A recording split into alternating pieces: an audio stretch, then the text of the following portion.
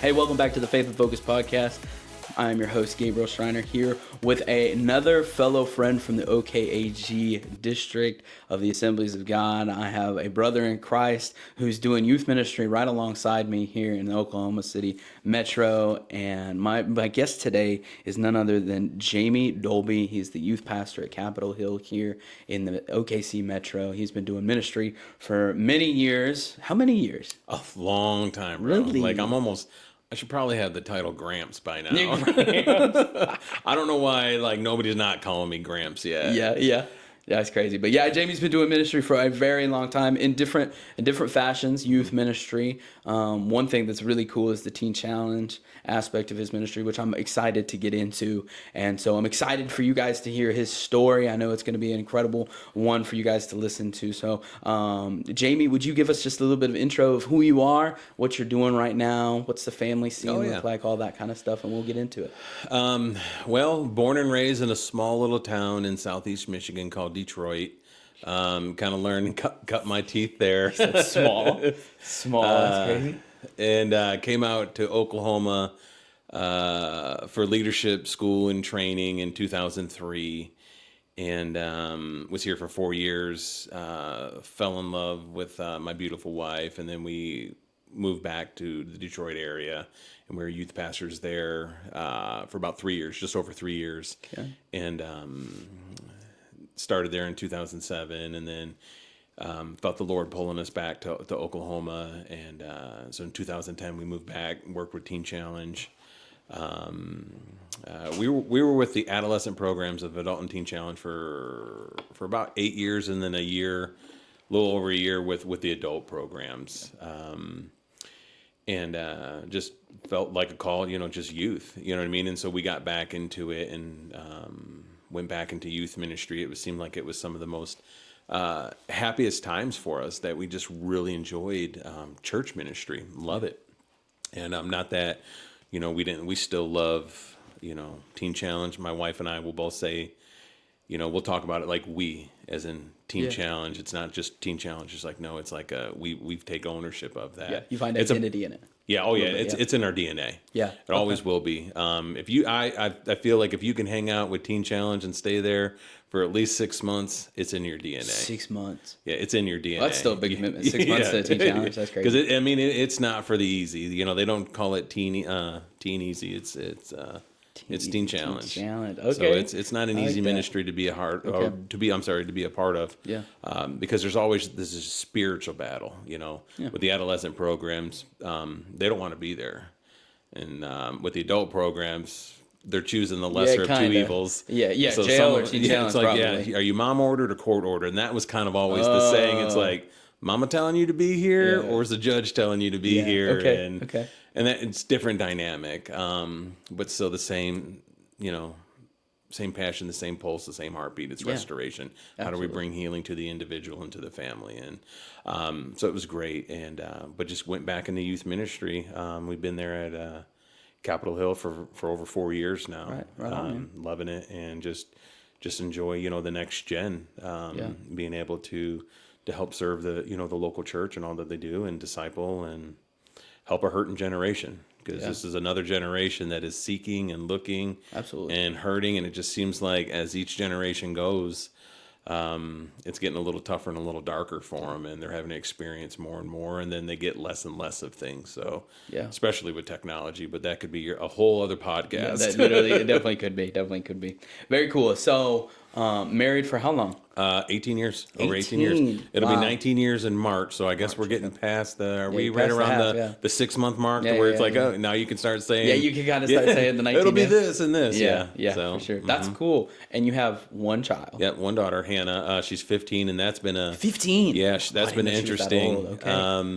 She's in your youth group? Yeah, she's in my youth group. Oh, that's interesting. Yeah, it's there's not many people to pull from when you have some of those, those talks, and it's like, well, who can I go to? Because not a lot of people, I always say, they're always out of the game by the time that their kids usually hit teenage years, and they're pastoring or whatever. But it's one of those that even with, my current situation, like, because I can't even talk to my past, it's all new, Yeah. because they've never had a youth pastor that's had a teen in there, and so that adds another dynamic to it, and it's definitely been interesting. And we talk to our daughter a lot. I'll communicate with her. It's like, hey, do you understand why I didn't pick you for this game or this? And she gets it for the most part, but I still take her out separately, as dad. Of course, yeah. And as the youth pastor, and go, hey, this is for you doing good job, and this isn't daddy daughter time. This is this time, and I want you to understand that. And I think that's important. And I guess we'll find out.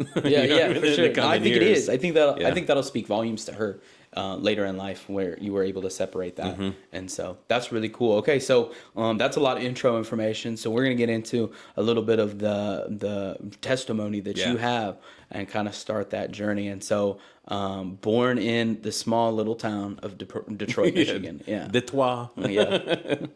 We try to church it up a bit. Yeah, Detroit. Yeah. So tell me a little bit about the family, the growing up, what it looked like for you. Oh, it's I tell everybody, because there's a testimony in this. I was not raised in church, far from it. Yep. I even shared that last night with my kids in my youth service. That one of the greatest honors is that people think I was raised on a pew, and that I don't have a pass, and I look at it as a badge of honor. Yeah. Thank you. Yeah. Because you don't understand what I went through. Wow. You know what I mean? My twin brother went through, and it was just him and I. And Identical? Identical. Yep. Really? Oh yeah. We've had some fun. I bet. We've had some fun with that, and especially in high school. But taking tests for each other. he did stick me with a math test. I wasn't happy about it, but I was like, bro, I failed it. He's like, it's okay. I would have failed it anyway. I was like, He's like, it's like, you dirty dog. How are you going to do me like that? But just some of those things that we dealt with. We never had a dad in our life. And I tell people, because it's strong, and young people I think need to hear this. My mom was just it was a one night stand. We are a product of just no way. At a party. Wow. You know what I mean? And my mom was just a conquest, and she wound up getting pregnant, and she never told my biological father, because she was afraid he would convince her to get an abortion. So for like the first 2 years of our life, he didn't know, and all of a sudden, and I guess we fare him pretty well. But it was one of those that the families all still kind of were in the neighborhood, and okay, so the families ran together. They kind of ran together, but it was one of those that it's like they look a lot like him, They're pulling out baby pictures. Yeah, and they're like, and then so my mom finally pulled him and said, yeah, it is, and he told her, or my mom told my biological father. Okay, so when you guys were two, it was like around, it was around okay. like 2, and he's like, "Why didn't you tell me?" She's like, "Well, because I was afraid you were going to convince me to get an abortion, and I didn't want one." Yeah, and he's like, "Yeah, you're probably right. I would have." Well, because he was 17 and my mom was 18. Oh wow! And, so teen pregnancy too. Yeah, they were young. Wow. And so that just kind of, and my mom had, she had her issues, and so just kind of growing up, she had her struggles with addiction and her insecurities and what have you. So it made things kind of different and a little difficult at times. And there was always this need or this gap that she needed this whole void. And a lot of that came with men. So there was always just kind of like a carousel of men coming in and out of our lives. And as you were growing up. As we were growing up. And hoping and longing, you know what I mean, for that father figure. Yeah. So none of them in the carousel, did anybody even try? There was one, and he was awesome. He was really? This was like, and this is kind of where it kind of went south for me. It was really? After this individual. I was 12 years old, and this guy was martial arts, did like nunchucks, you know what I mean? And he was good at them, bro. Cool. Like he was awesome. He's every 12-year-old's like, oh yeah, he's a black belt. My dad's basically a black belt. You're the man, you're the myth, and you're the legend. Like all my friends were just like, oh, he's so great. Like yeah, you want to come over and hang out? You want to see Tom? Like I'll introduce you guys to Tom. No, that's crazy. And Tom was a great guy. And we grew up in a trailer park, and they broke up. And I was bummed, man. How long was he there? He was there. They were probably together for almost a year. And he even moved in for a little bit. Yeah, he even moved in for a little bit. And I think he was only there, maybe, and it's hard, maybe 6 months or so, but he was there, and it was great. Yeah. And He loved you and your brother? yeah, yeah. What's your brother's name? Sean. Sean. Okay. Yep, Sean. Sean and Jamey. And so when they broke up, we were devastated. We were bummed. We're like, not another one. But he's like, guys. So he went and bought another trailer in the trailer park. So he stayed in the trailer park. He goes, it's not working out between me and your mom, but hey, Really? you can come over whenever you want to do homework. No way. So we did, and it was okay. Wow. You know what I mean? And so I would go over there and just hang out and do some homework, and for several months, and that's how it went, and it was awesome. Even after the breakup? Yeah, even after the breakup, Wow. because he didn't leave. That's incredible. And we've never experienced that. And then one night we get this phone call, and this message gets left on the answering machine, and his current girlfriend, Okay. ex-boyfriend, was mad and jealous. And these are people of the world, man, you know. Came over, they got into an argument. He stabbed him in the heart with a screwdriver and killed him. No way. Yep. And that's it, man. I was done. I was done. No way, dude. And then when I look back, you try to find those moments like, what happened? Why were you so angry, Jamey? You know, I was angry because I was hurt, and I was hurt because of this. And it was a moment in my life. I just said, I remember looking back and going, I'm done. I will never be hurt by another man again. That was that day. Yeah, that was that day. I was like, I'm not going to do this. I won't let another guy close to me. Do you feel hurt by Tom or hurt by the ex-boyfriend? It was... or life. I mean, I think it was probably more just life, and maybe even God, if I'm being honest at the time. Really? But it wasn't Tom, because it wasn't Tom's fault. Right. Well, so that's what I was curious of his misplaced. And I was mad at this guy. And then when Yeah. I got older, it was like, man, if I ever find this guy, but he's in jail. Like, you know what I mean? It's one of those things that You know him? No. Oh, okay. So Nope. man, that would have been a vendetta. And so there was just that hurt, and it's like it's not gonna happen. And so lot of anger, a lot of fighting with my mom. You know what I mean? So this I was a pill to be. I was not cool. 13, 14? Yeah. Okay. I was about 13. Okay. Right, because I was 7th grade going into the 8th grade, so it was right around that area. I think it was right around 7th grade. Those are that's crazy things happen in formative years. Because as youth pastors, you and I both know those years are things that important. Speak highly. Like you and I, you remember, I remember. Yep. We'll always remember those things that happened to us in middle school and high school. Yeah, the good, the bad, and the ugly, and all that. Good, bad, and the ugly. Sometimes when it's in high school, it gets blurred, but you remember those formative, like you're coming into that, and middle that was for sure pivotal. Yes. It got me. Wow. Yeah, the enemy had a plan, and he was winning, and so.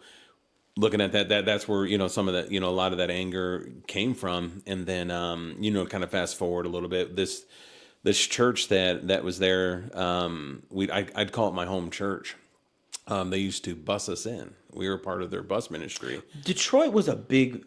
I don't know. It sticks out in my mind. Was Detroit like a big starter in the bus ministry kind of thing? It seems I couldn't tell you that for sure 100%, but I know that they did a lot. There was a lot of things that the suburban churches would start things, and they would get things going and try to impact kids.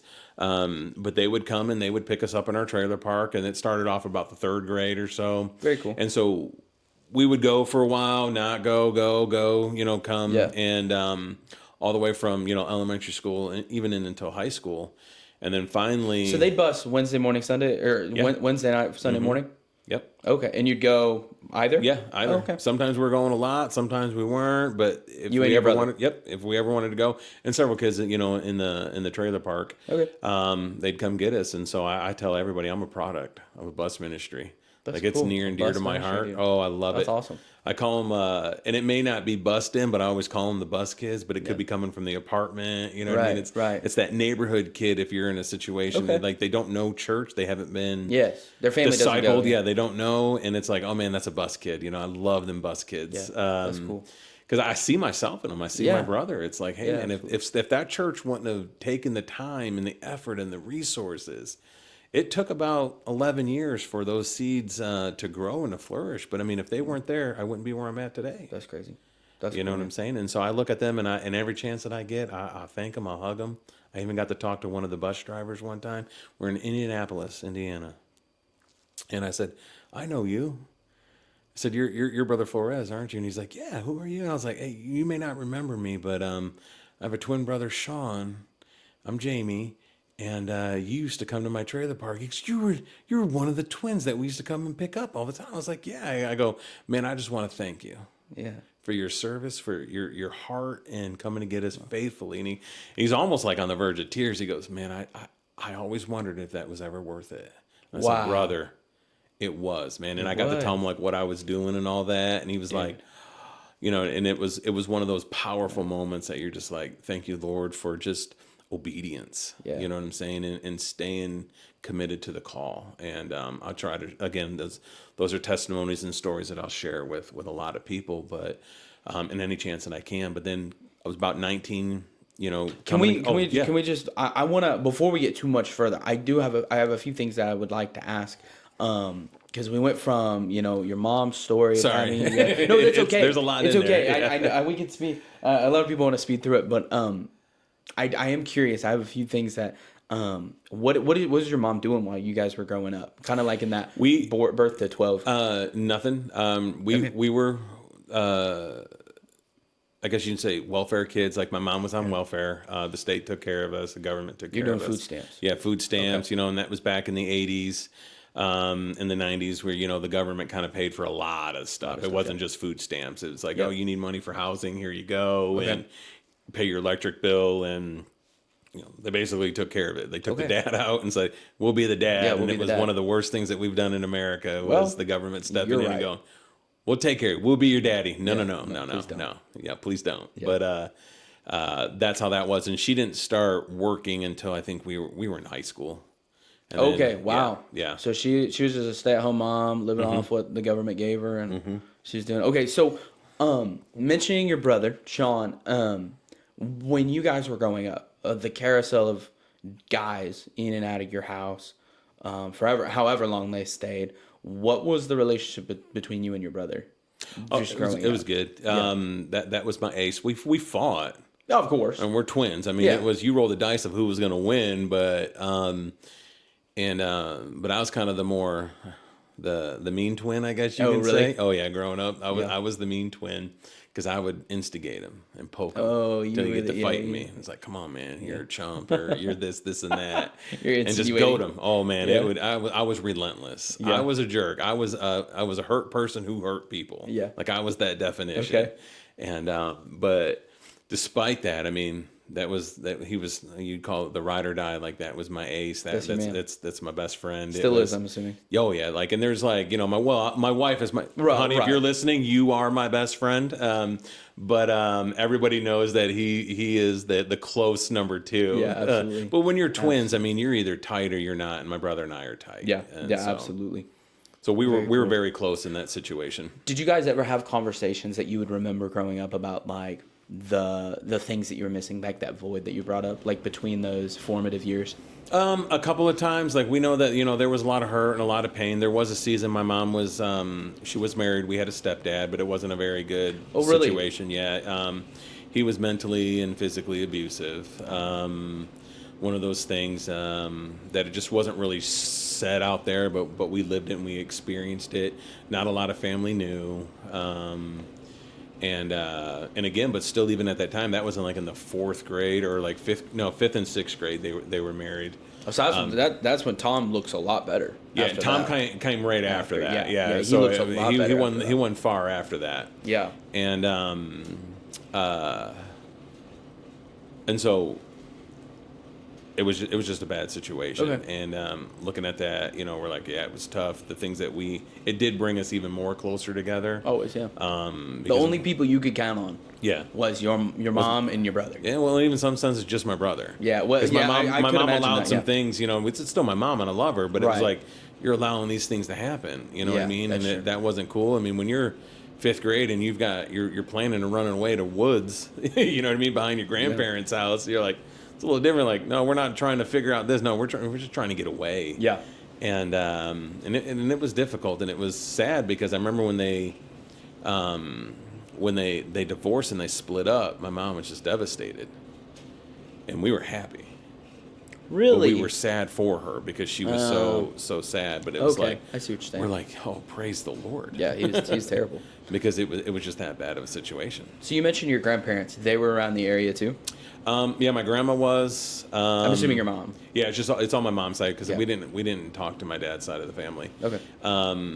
And my grandma was there, but they were divorced. She was remarried.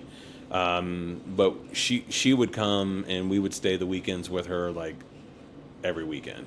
Okay. But even in that season, it was like when we would go there, I hated to leave my brother behind. Yeah. Because I didn't want him to have to deal with Any our other stepdad, yeah. and then vice versa. But we would fight so much still. But it was like sometimes we would just, okay, let's just get along so that we can both go together. Oh yeah. No fighting, please. But sometimes it Conversations would work. you guys were having, like, we have that. to get along. So we have to get along go. so we can both go. Yeah. And that's just kind of how that went for a couple of years. Wow. Okay. So your mom, your twin, your grandparents. I'm thinking Detroit. Mm-hmm. Notorious gang violence. Yeah, well, and when I say Detroit, let me specify. Okay. I'm not one of the ones that it's like, hey, we lived, an hour from Detroit and claim Detroit. We lived downriver, and my city actually that I grew up in bordered the southwest side of Detroit. Okay. You cross one street, you go from my city, and then you're in the city limits. So I mean, it was pretty you were close. right there. We were right there, literally on the border. Okay. And some of that had kind of trickled into that, especially in the '90s as urban sprawl as they called it. It grows. Any of those cities that border those, they just get engulfed. they just get engulfed, and that's kind of like where we were at. Okay. But there was still gang violence in the '90s there, Right. and people trying to represent and all of that because it was just cool to be in gangs. Right. So was that present at all around you guys? Oh yeah, Okay. for sure. Okay. Was it when you say trailer park? You say Detroit, and I'm like, everybody thinks I'm an M8 Mile or something like that. Yeah. It's our trailer park was not nice by any means. It wasn't, you know what I mean? But I guess it could have been a whole lot worse. But there was a lot of the people that were in the various, you didn't know you were poor because everybody around you was poor. Everybody, all the other kids in the trailer park, they were on welfare too. And it was just one of those things that nobody had in the trailer park had the good shoes. Yeah. We had the Nietzsche's instead of the Nikes, you know what I mean? The generic stuff. You get teased at school for crazy. it, and you're like, "Oh, I just put another chip on my shoulder, man. I'm gonna beat you up one day." But, but yeah, that's cool. Okay, so, any of your friends like in the gangs? I'm just kind of curious. Well, we did because we associated that, and we were in a couple, but it wasn't like the hardcore gangs. We just thought it was cool. Like, hey, we're in a gang, man. Yeah, and you had to kind of develop gangs, and you have that get your colors and all of that stuff, and I guess looking back, I was down for some stuff, but I guess I wasn't really down for it all. Like I by no means am I saying, I was a hardened gang member or I was all about the lifestyle. Okay. Like, no, I was not. Okay, I wasn't. But it was pretty cool. Yeah. And I was in some situations that I was like, ooh, man. Like looking back, I go, oh my goodness. Like I was around some of those people. Some of the crazy stuff. Yeah, like and but I didn't necessarily know it, but it was like, these guys are packing. Like, my goodness, what I would do as a father right now if that was my kid. But like, oh my goodness. Okay. I look back and I'm like, I was in some sketchy stuff. Didn't do it all, you know what I'm saying? Right. But again, I was selective with what I and stuff like that. I mean, I sold some, you know what I mean? But it was down for some things, but just not all. I wasn't going to put a bullet in anybody and like, hey, this is my turf and just There wasn't lines or like boundary lines. No, and I will say that I don't care who you are. At the time, I wouldn't have wanted to admit it, but now it's like, no, I went about that life. Yeah. Okay. I was just kind of. It was around me. Yeah. So just the culture you were in. Yeah. So I was able to kind of get into that and be part of the quote unquote cool club. So you and your brother kind of like kind of skirted around some stuff. We did, and for good and bad. There were some things. So you were able to circumvent some things. Yeah, which is really cool. Yeah, to think about. And people have talked about that because we're both good men. Mm-hmm. We're both good husbands. Mm-hmm. We're great fathers. Yeah, you know what I mean. And it's like, how'd you do that? Yeah, how'd you come from there? Yeah, people ask us that all the time. Yeah, and I'm like. And I've told them, I said, I was having a talk with my sister-in-law one time, and she's like, statistically, one of you should be like dead, but like jail, and that's even but something. even statistically one of you should not be doing good. Like you both should not be, let alone one of you. It would be tough to do for one of you to do good, but you're both doing good. Yeah. And it's just like, I just don't understand. I was like, oh yeah, I never really kind of thought about that, but yeah. And then I remember I went for a drive. I left after that conversation, and I just remember, those words, and I was just kind of like, man, Lord, how did that happen? Like, how were we rescued like that? Like, how did we so like kind of make it, so to speak, and get out of that and not be that statistic? And I remember I was in my blue truck right out, that I had outside, and I was just driving and cruising. And he said, prayer. I said, prayer? He said, yeah, there was people praying for you. Really? And I was like, who? Yeah, that's when, who? And I feel like the Holy Spirit was telling me it was the church. Really? That we were part of that bus ministry that I was mentioning. Like there was people that had prayed for us. Wow. Because I remember looking back, there were certain situations that could, like I was saying, and that could have gotten a little bit more hairier, but it's like something didn't work out. And it's like there was this hand of protection I saw all over all these incidences or these events in my life. And I can look back and I just go, well, why did that happen? I was kind of bummed that it didn't. Oh, really? You know what I mean? There was just certain things that the flesh wanted. We'll just say, kind of say that it just never worked out. I'm like, oh man, like that would have been so cool if it did. But it's like, oh, his hand of protection that I was able to come into. Now that you're older. Yeah, now that I'm older, then into my marriage and be a family man, and into my daughter and into my ministry, and be able to say, you can, and you don't have to do these certain things. Yeah. And that I didn't. And they're like, what? And you know what I mean? It's like, yeah. But he had protected me, and I remember just feeling it. He's like, prayer, and I was like, oh man, thank you for that church, that local church that was committed. Okay.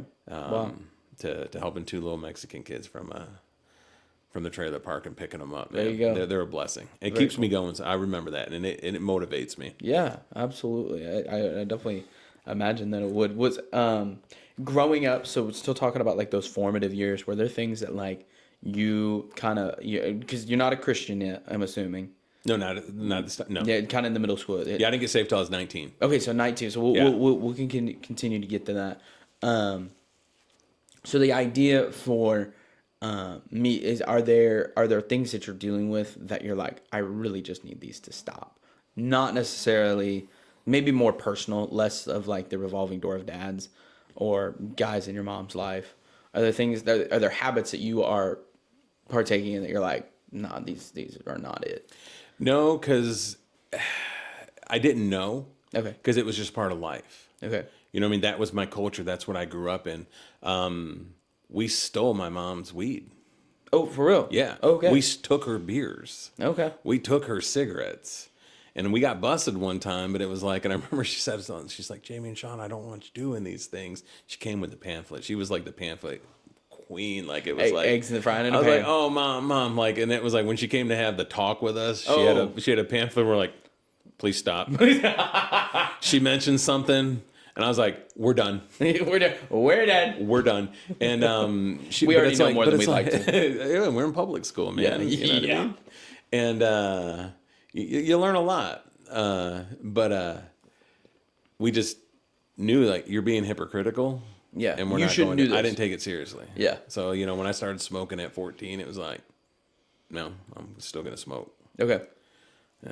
We just don't tell you. Yeah, we just won't tell you when we are. When we are, and then when if I'm smoking weed, I'm not going to tell you. You know what I mean? Because we made a promise to where that we wouldn't, but we broke that promise. Because everybody around us, but that was the culture. Okay.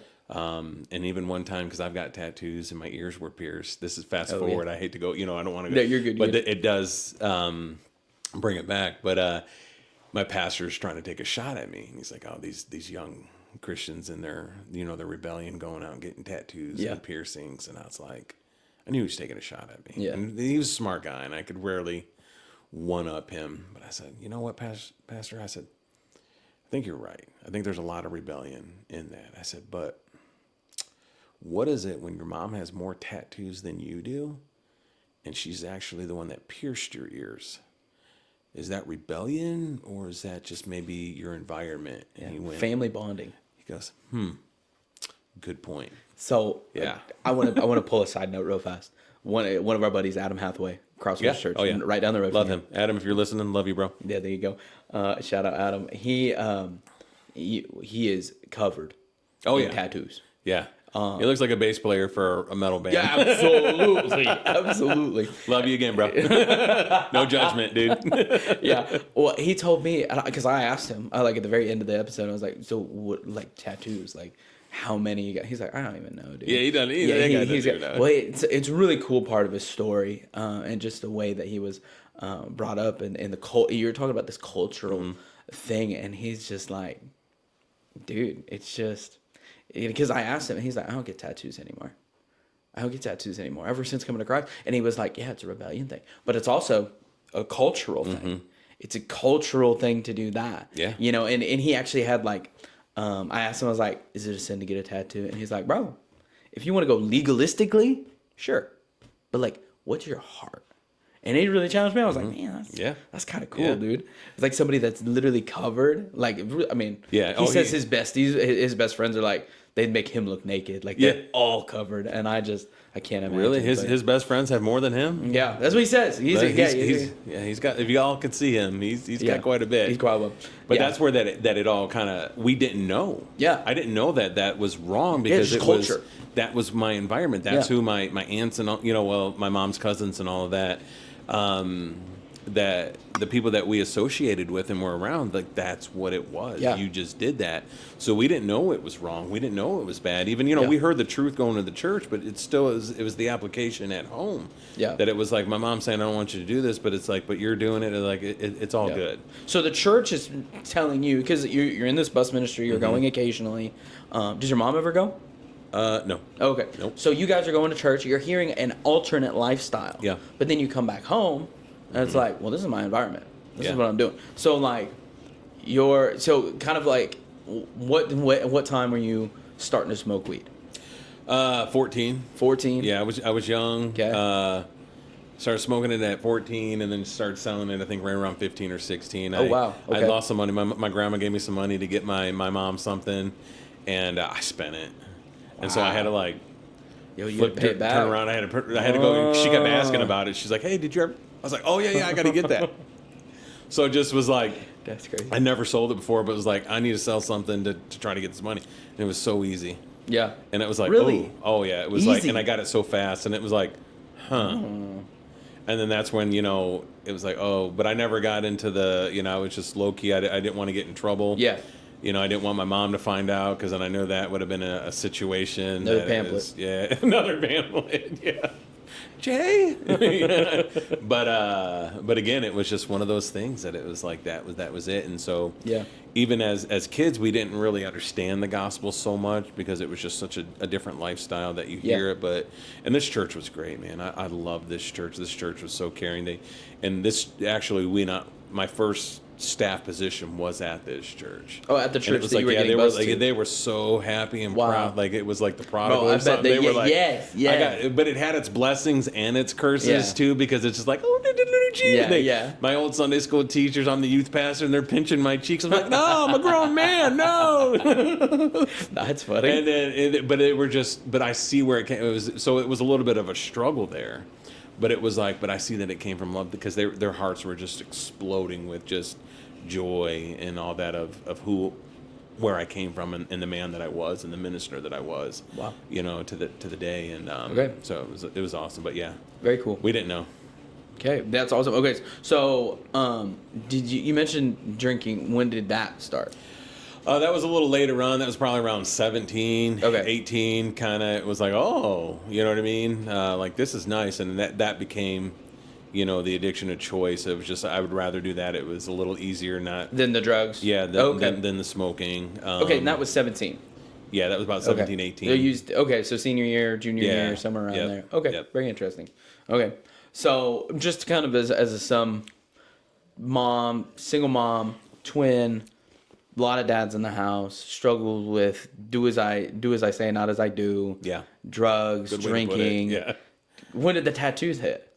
I was 18. Oh, okay. I was still in high school. Yeah. There's still some things that didn't happen. She didn't want us to super get tattooed. Now, mind you, like my mom, like this time, I mean, she even had a teardrop on her face. Oh, wow. And when you're growing up in the Filled 90s, in or empty? It filled in. Oh boy. Yeah. Oh, wow. So I mean, we still, even it was just a few weeks, several weeks ago, somebody was still mentioning like that my mom had a tattoo of a teardrop on there. Yeah. I was like, oh man, growing up in the 90s, it was horrible because they were like, hey, did your mom? I'm Yeah, like, did no, your mom actually? No, it was just that she ain't ever gonna cry over another man again. It didn't mean any of that stuff. And I could have played into it and be like, yeah, don't mess with me, but I just didn't. I was more embarrassed at the time by the teardrop than using it. That's crazy.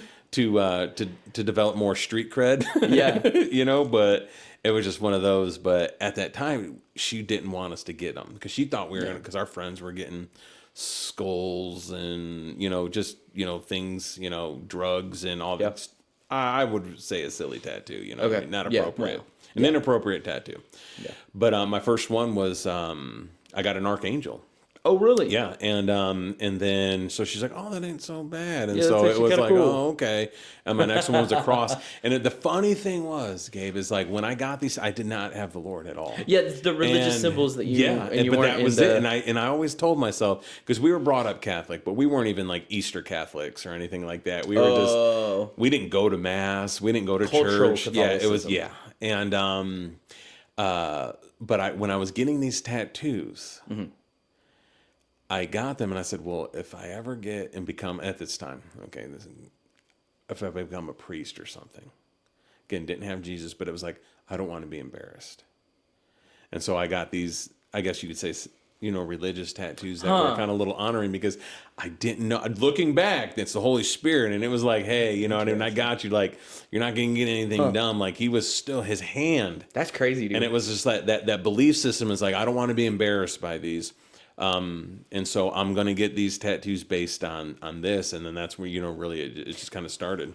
That's really interesting. I'm telling you. Like, you weren't a Christian. Nope. You were Catholic. Mm-hmm. Went to church occasionally. Yep.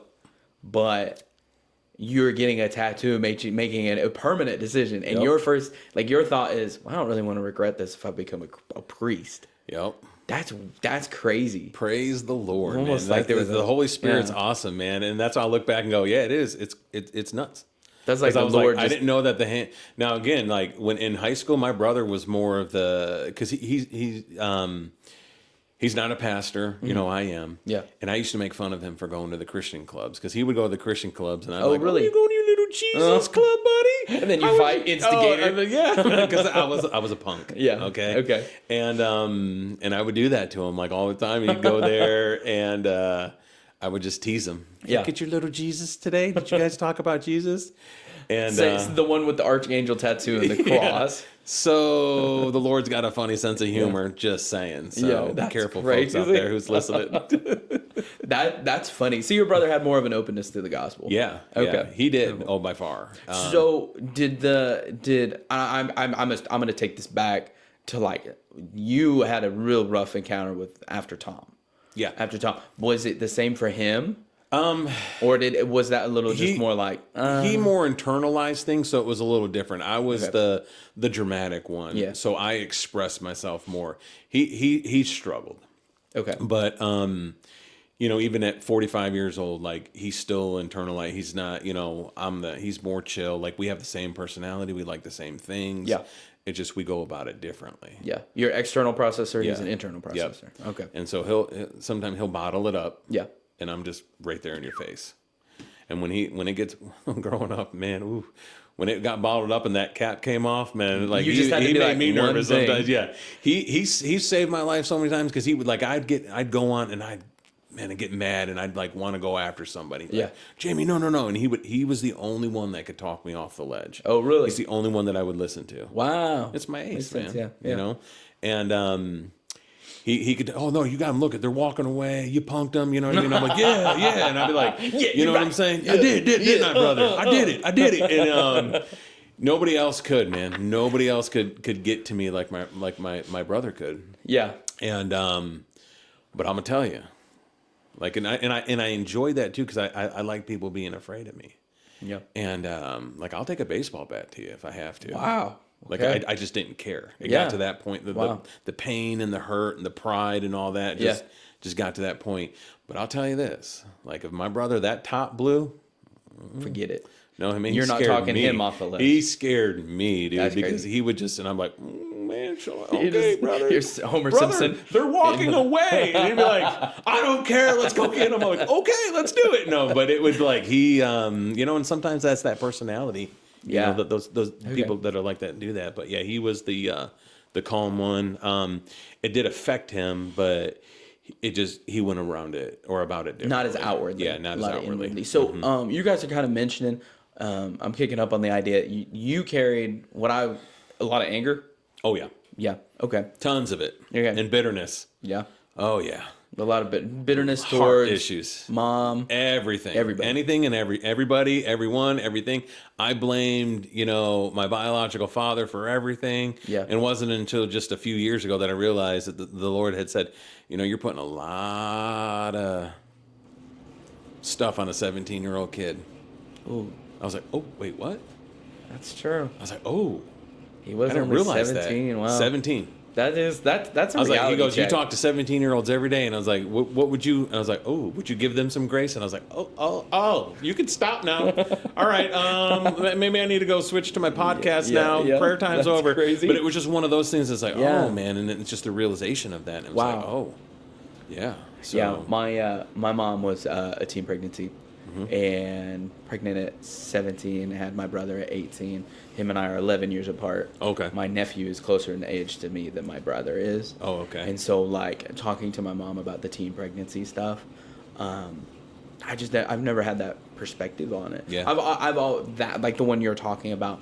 My mom's a beautiful, wonderful lady. She loves the Lord. Sunday school superintendent, like, been on board member in the church that they're in. They're pillars in the church, pillars in the awesome. community.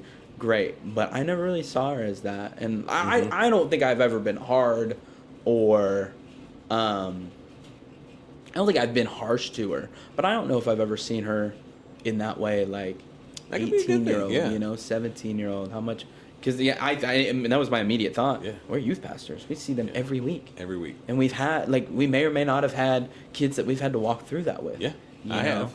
And so, yeah, me too. And it makes it a little real, you know what I mean? It definitely does. It hits home. It hits home. Yeah. And you're like, oh, but then there's that grace. But again, I wasn't given, and my father had, or my father, yeah, I get, he had passed away, and we didn't have a relationship with him. I met him a handful of times. I could probably really? count on one hand. But the year I got married, and so I never got that closure with him. Wow.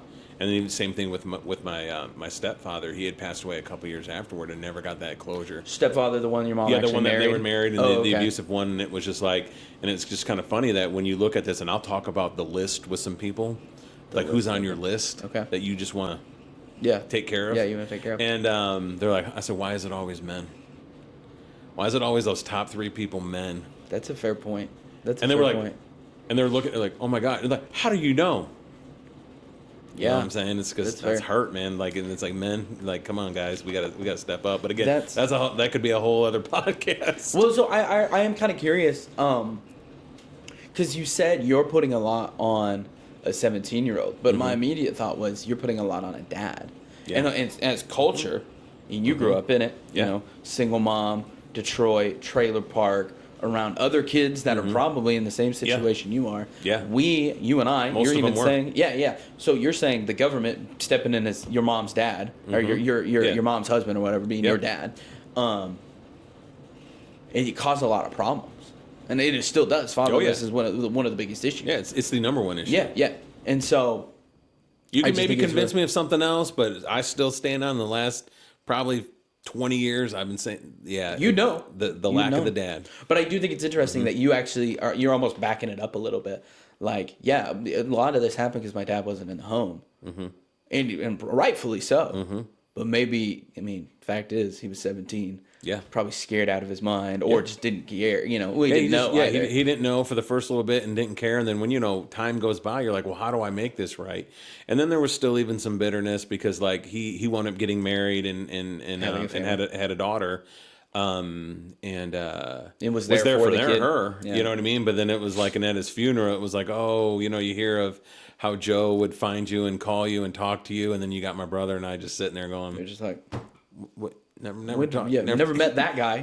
didn't get that phone call, Yeah. but and so that was a little awkward. But Yeah. it's like, but we needed that for you know, for the closure, Yeah. and what have you. But So there wasn't like a moment where like you and your dad reconnected and never No. had that with. or with my stepdad, because he wound up passing away. Yeah. I guess, you know, we moved out of the trailer park my senior year. So Okay. I think it was like 98, 99. Okay.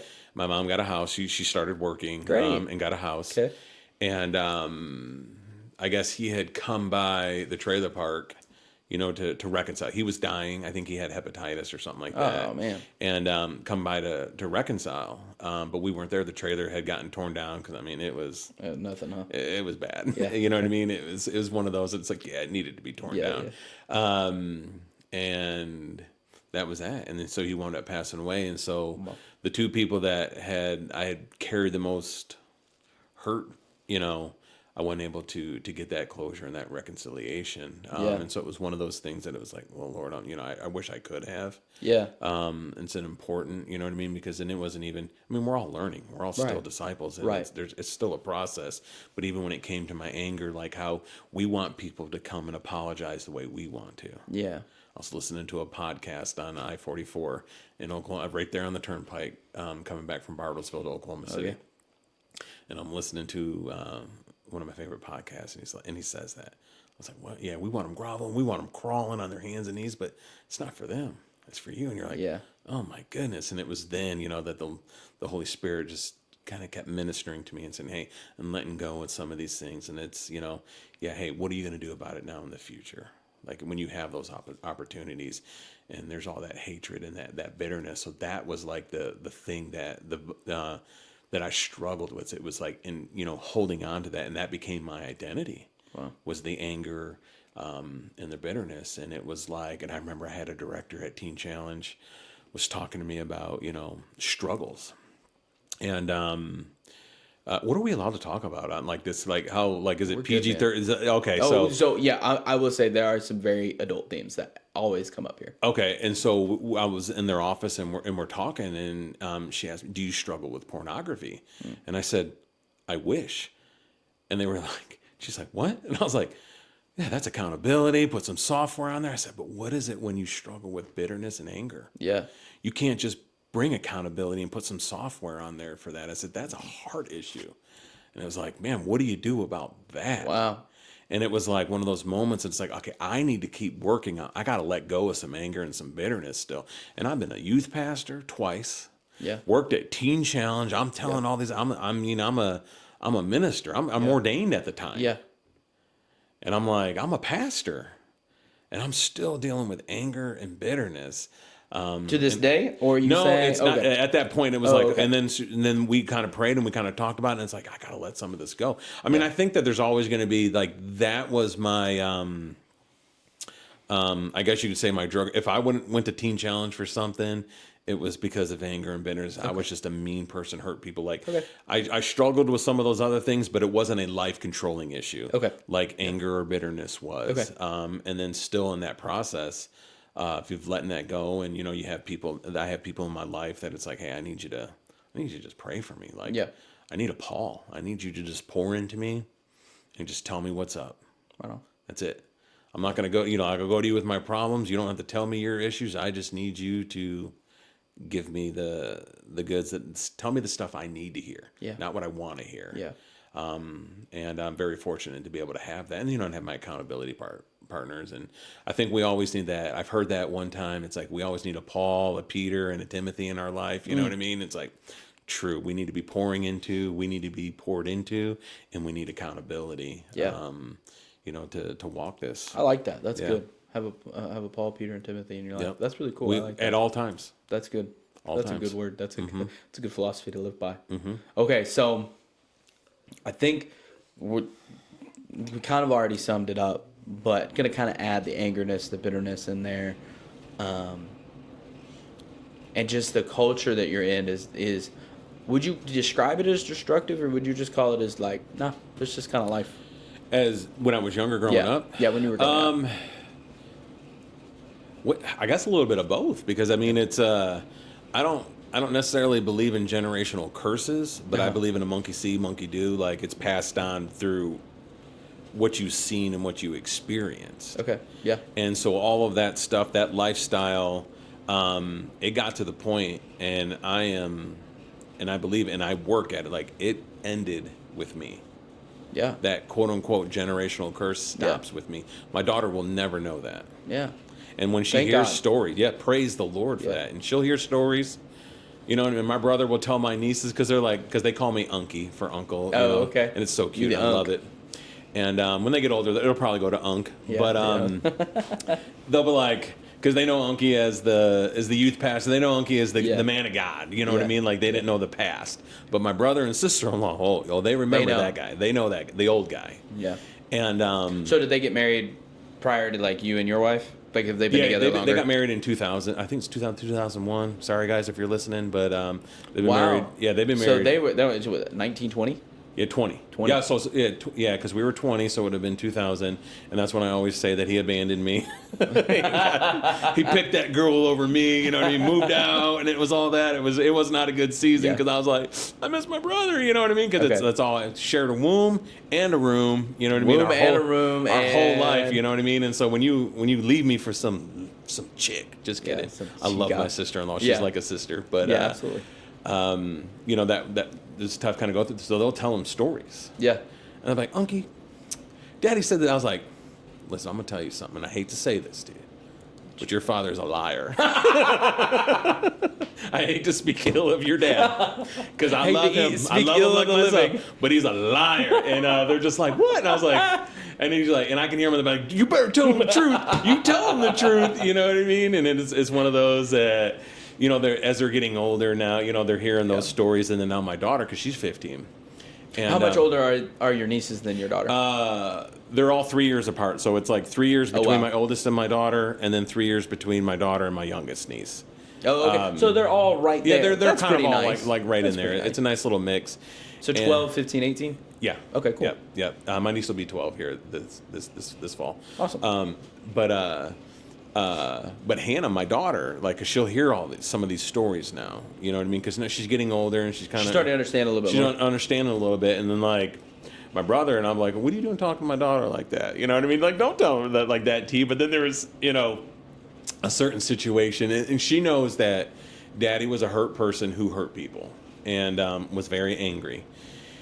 And so she'll hear these stories, and even some of these things that my wife has, she's hearing. She knows a lot of them, but then.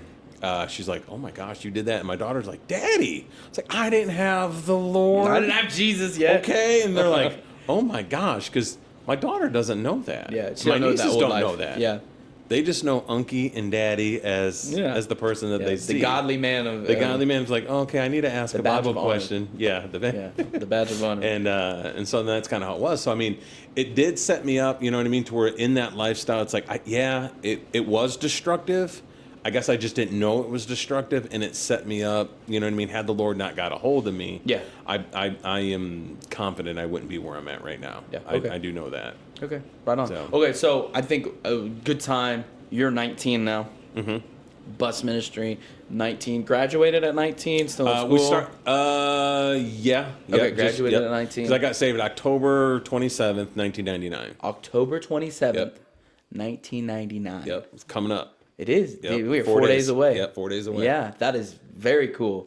Mm-hmm. 1999, so that's 26 years ago. I feel old now. It's like 26 years. I was like, man, I've been serving the Lord more than I didn't, and it's like, I love it. That's I love cool. it. I couldn't wait, because it's like, oh yeah, I've been a Christian and I've been saved for 2 years. I mean, I remember I can't wait to that time that I've been saved. Yeah, to outweigh it. Yeah, that's cool. Mm-hmm. So what's it'd be 2020. 20 years one way, 20 years the other way, so it'd be 20. I think so. So it'd be like, it was 19.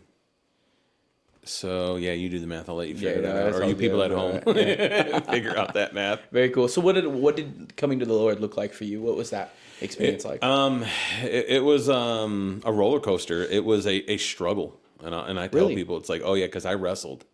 because I wasn't ready to give up my lifestyle. I enjoyed it. I enjoyed sin, and the Bible taught it's great for a season. Yeah, you know what I mean. Sin is fun. So was there a moment that you were like, this is it? Yeah, there was. Okay, but up until that point, Yeah. the struggle was. Okay, did you see the truth? Did you see that, like... Oh, yeah, I knew it. And okay, so you did. Because I wanted like to raise my hand. I wanted to raise my hand every Wednesday for the youth pastor when he gave the altar call for salvation. I wanted to do it. And I remember just my hand shaking because I wanted to do it, but I wasn't ready. And when I first started coming back, and I was 19 at the time, going to youth events and all that, had so much fun.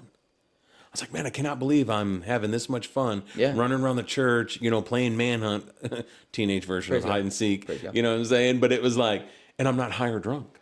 Yeah. You're having fun without those things. And I was like, this is great. Yeah. And it was like, oh yeah, these are my church friends. And then and then it got to the point where these are my friends now. Yeah. But I remember just going, man, but there was this wrestle because I still, the anger, it's all I knew, bro. Yeah. It's all I knew. Did you know that you'd have to give up the anger and the bitterness? Oh yeah, Was that a part? I had to give up it all, and I didn't feel worthy to be able to do that because of my lifestyle. I wasn't ready. You didn't feel worthy of doing it. And then I can't remember what day it was, but we'll just say within 7 days of the 27th. So it had to have been October 21st through I think we'll say the 25th, somewhere in there. Yeah. Okay. I'm just laying there in bed. Okay. And the thought of death kind of came in my mind. And it was like, I didn't know at the time. Well, it was the Holy Spirit, but I didn't know it was, but I heard there's this little voice that said, if you were to die tonight, where would you go? Yeah. And I was like, I don't know, but I did. Yeah. You knew. And I knew, and it scared me. Yeah, absolutely. And I said, that's it. I'm done.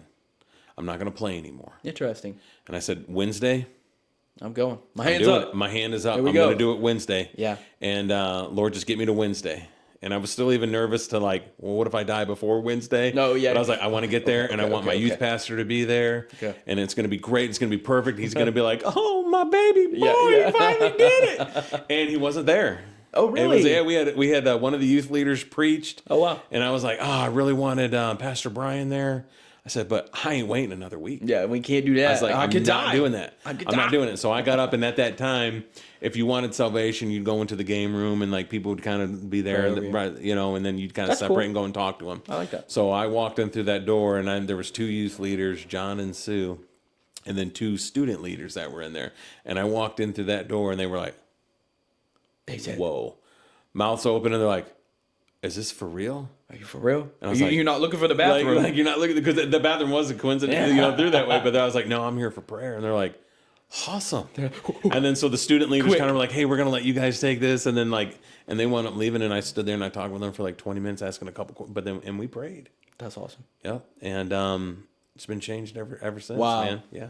That's cool. So how long was that struggle, the back and forth of giving up the lifestyle? Because it was a good few months, because I still smoked for about 3 months afterward. You know what I mean? And I remember I just asked the Lord, I was like, Lord, I don't want to smoke. I know this isn't a good representation of you. Yeah, that's good. You know what I mean? And not that smoking a cigarette, all this will, get you into the fiery pits of hell. Telling you hell. But it's like, but it doesn't represent poor the gospel. Representation. You know what I'm saying? And it hurts your witness. Yeah, absolutely. So I was like, Lord, I don't want to do this. And and I remember going in there, Gabe, I'd be like, Lord, don't let me swear tonight. As I'm walking through the youth groups, like, please don't embarrass. I don't want to embarrass myself. And he helped me. And I said, Lord, I don't want to go through withdrawals. No, I mean, I was only smoking 4 or 5 years. I mean, but it was still the habit. Yeah. And no withdrawals. Really? And yeah, so I remember, because it was, I remember still smoking on Halloween, but it wasn't just a few months, after that I gave it up and I stopped and all that. And that's where kind of, so it didn't take long, because I'm an all in, or I'm going for it, man. The hardest part really was because of the culture, my family, my friends, all of that. I always called myself like the white sheep. You know what I mean? Or everybody else was black and I was the white sheep. And it was a struggle, because they didn't like it. Really? My brother and sister-in-law were cool with it. Like they were in my, because they dealt with me the most. So they were like, but my other family, and I had family that would say, like, Jamey, you just need to shave your head again and drink a beer. You've changed, man. You used to be funny and outgoing. I'm like, sorry, I'm not doing any cartwheels for you right now, Uncle Mike. But it's like, what do you want from me? Yeah. And so they always thought that I was judging them. Yeah. It wasn't. I mean, it's the Holy Spirit convicting them because they knew that they were, you know what I mean? I know that now. At that time, I was like, I didn't even say anything, so I wouldn't even say nothing. Yeah. And I would feel awkward getting around them. Okay. Because it was like, well, I don't want to judge them. I want them saved. Yeah. I want them to experience this, and my sister-in-law would catch my back and she'd say, do you miss that old guy trying to fight everybody? Yeah. Remember when we had to walk around on eggshells because of him because we were afraid to set him off? Yeah. You miss that guy? I don't. You might, That's but a godly I don't. woman I'm right like, there. That's a godly like woman. you're the best, man. You're the best, and that's my sister-in-law. That's you know awesome. what I mean? She wasn't afraid to go to toe to toe with people. She was ready. And she stuck Especially up with for you. me. Yeah. Oh yeah. We fought like brother and sister. Did you? And I'd pick on her. That story for another day. But Poking a bear. I would. But she defended me. Yeah. And it was tough because it was like there was still this pull, and it was like they're mad at me. Yeah. Because I'm not doing what they're doing anymore. I've given that up. Yeah. And I'm not coming around as much. So you're better than us. Yeah, but you're better than you. And that's the thing that they would never understand. It's like, you're better than this lifestyle. Yeah, I do think that I'm better than that. God's called me to do better and to be different. Yeah. Just like he's called you. But I mean, it was one of those things that, they just never grasped. And so that was the hardest part of getting saved and committing my life to the Lord was the relationships and that struggle, because I never really felt like this super big pull to go back, so to speak, but it was just, well, how do I balance this new change because I am the oddball out. So one thing that I'm hearing, because you and I, again, we're both youth pastors. Kids, every time you know them, I could say it and you'd be like, yep, these people in your youth group, that every time you give a salvation call, their hands up. Every time. And they're just like fire insurance. They looked at stuff they weren't supposed to, committed a sin they think's terrible, and they're like, I need saved again, whatever it is. But for you, it almost sounds like you would come to grips with like the maturity of the gospel of like, okay, this is a weighty thing. It's a life-changing thing. It's a weighty thing, but it's doable. Yeah. Like it is possible for my burdens to be traded for his. Yeah. And to do that. And I think that's really interesting. Listen to podcasters and YouTubers talk about that. Like the people that are genuinely curious about the gospel, that they get the idea that it should change your life. Yeah. It should. It's not like I get it. Like I get it. I know Jesus, he lived, he died, he rose again. I get it. But I don't know if I want to get on board with that. Yeah. Because my life would have to change. Yeah. I would have to submit everything. And that's a very mature, vulnerable place of just like, I get it. But I don't know if I'm ready to make that choice. And that's kind of just seemed like where you were at. 19. Yeah. You know what I mean? Still a senior in high school. Because I had graduated. I got held back in the 9th grade. Oh, okay. I'm like, oh, really? You got held back? How does that? Well, I didn't have enough credits to move on. Bro, you failed. Like, yeah, I did. I failed in 9th grade. And it's like, don't try to church it up, buddy. Okay, you know what I mean? It's like, how does someone fail the 9th grade? Well, I did it and exceeded it. So did my twin brother, too. That was really funny. That's a story for another time. He didn't want to be without you. That's it. We both show up in homeroom. It's like, because we're in the same homeroom, Dolby. It's like, what are we doing with all these little guys? Like, these are the 8th graders. Like, why are we in their homeroom? I think they made a mistake. Funny. Like, no. And so we went to our counselor. He's like, no, bro, like, you guys failed. I was like, oh. but it was, I guess a little more mature, you know what I'm saying? But hearing the truth every week. I was going every Wednesday. Okay, so you had gotten to a consistent place. I had not gone on Sundays, though, yet. Oh, okay. But I was going, and I had a spirit-filled youth pastor that would preach the gospel, man. Great, man. Say, hey, here we go. Let's let the Holy Spirit do the work in your life. I love that. And now you get to do that. Yeah, and now I get to do it. And so hearing that, but I wouldn't go on Sundays. But I heard the truth, and so I knew it's like, hey, there is a difference. Yeah. And I knew it's like, hey, if I wanted this, and I'll tell you, Gabe, it was the peace that came over me. It was the best night's sleep I had, October 27th. Wow. Because just the peace. Hey, that's very cool. I am a child of God. I'm going to heaven, man. See ya. Going to sleep. Like, I know I'm not perfect. You know what I mean? Because there was even times it was like a month or so later, had a friend pick me up for church, and I was they were asking me how my day was. I was like, man, I just didn't feel like being a Christian today. I'll tell you that right now. And they were like starting to cry. She was like crying, and I was like, are you okay? She's like, it's so happy to hear that because you're like serving the Lord now, and it's just like, and I was like, you good, Paula? You good? It's like it's okay, and what have you. But yeah, and so it was just that moment, but I knew it, and there was change, and it was like the joy and the peace. Now there's been trials and tribulations, always, you know what I mean, but still walking in joy, and cool. the power of the gospel. It's Very life changing. Cool, awesome. So I am curious, was your brother around? Did he come to Christ at the same time? No. Okay. Mm-mm. Which is interesting. Yeah. Because he's the one going to the Jesus clubs or he whatever. Was, at that season, yeah, he was. And they're in between churches right now. And they're looking for a church. Very cool. Where are they still in Detroit? Yeah, they're in the Detroit area. Okay, very cool. Yeah. Okay. I guess you can say Detroit, but they're south of it, but yeah. Are they in the same area that you guys grew up in? Not too far, and it's kind of when you say downriver, like if you're in that area, you understand what that is. It's like 13 cities, kind of, but you don't know where one. It's more congested and confusing than if you're going to the Dallas-Fort Worth area. Is what I like to tell people. What town are we in? Oh, I know I'm in the Dallas-Fort Worth area. Yeah, but even I've been to the DFW, and even when you go from one city to the next, you can kind of tell when you go from another city to the next. In the Detroit, no you can't. It's a street. In fact, some it's house, driveway 3 feet, house, driveway 3 feet, and that's pretty much all it is in that area. Wow. But even some neighbors are in a different city. You can just tell when the city street, like the neighborhood street, gets a little bit bigger. You can see when the next city begins, or it's just like this street. Whatever. What is this right here, right across? This is Fifth Street. Fifth Street. So Fifth Street is Jones, and on the other side is Jones, and on the other side is like Choctaw. Oh, okay, yeah. You wouldn't even know. Yeah. And that's kind of how it is there. It's like a street just separates it. So they call it, so there's 13 cities. My city that I grew up in is Lincoln Park, Michigan. That's the one that, Lincoln Park, okay. Yeah, and it bordered the southwest side of Detroit. 6.2 or something like that. I don't even think 6.5 square miles.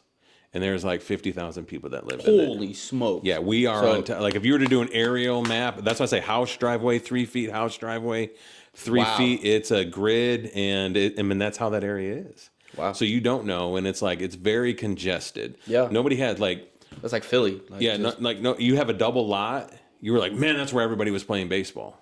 Oh, for real? You know, in sports when you were a kid, because it's like you had this huge backyard. Yeah, and it's like. You know what I mean? But now you look at them now, and like, because now where I'm at, you're like, oh yeah, you get out of the city, and you're like, no, that's a backyard. They got a backyard. That's a backyard. That's a backyard. Yeah. But yeah. Yeah, my yard's 10,000 square feet. I'm like, oh my. That's a lot. Dude. We had a house in the Tulsa area, 75 feet by 100 feet. That was my backyard. I was on 3/4 of an acre.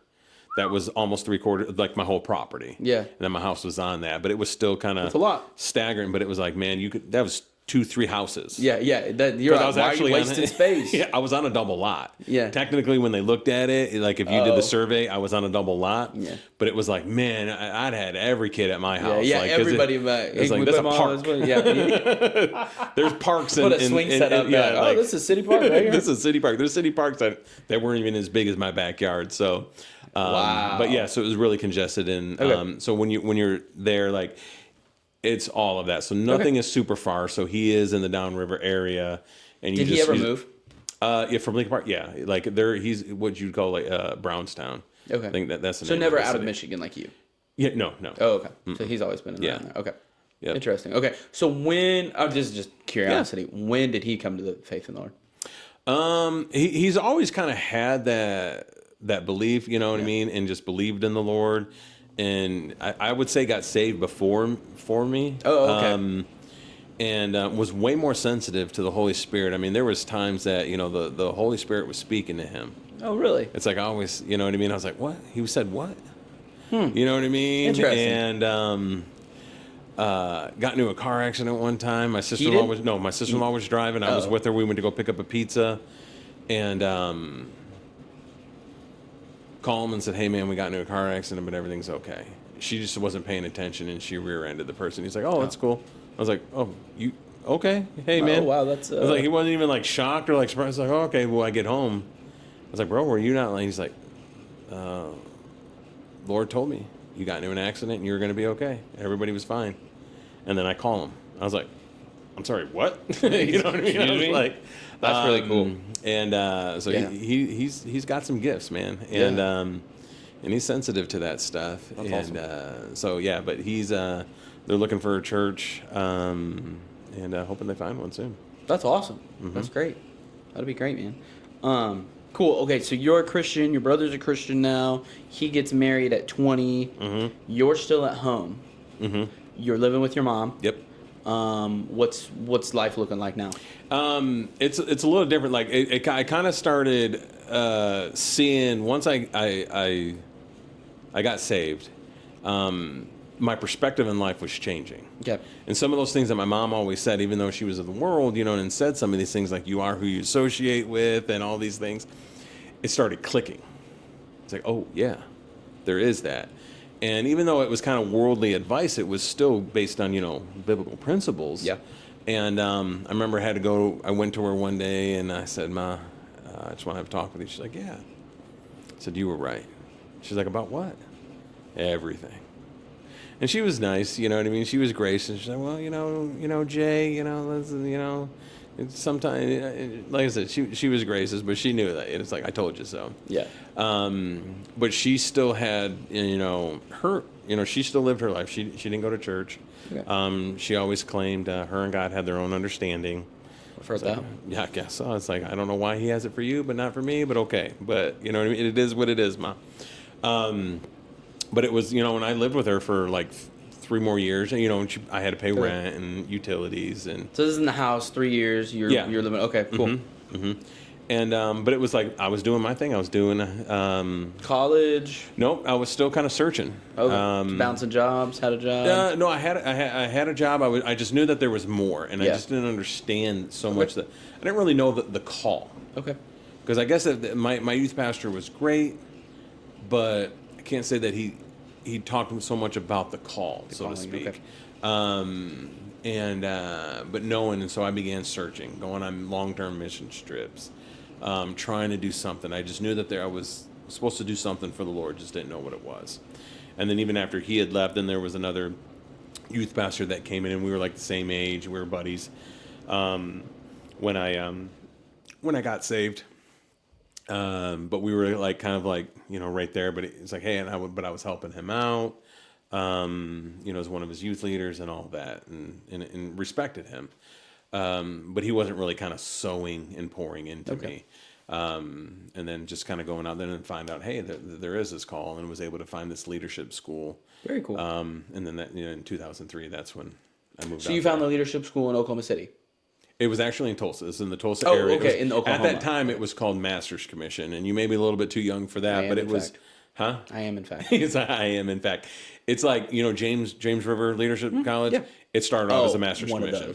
And so it was one of those, and a lot of those Master's Commissions at the bigger churches turned into leadership schools, and they just kind of morphed into like an actual college. Into an actual college, and you just call them like leadership programs and leadership colleges.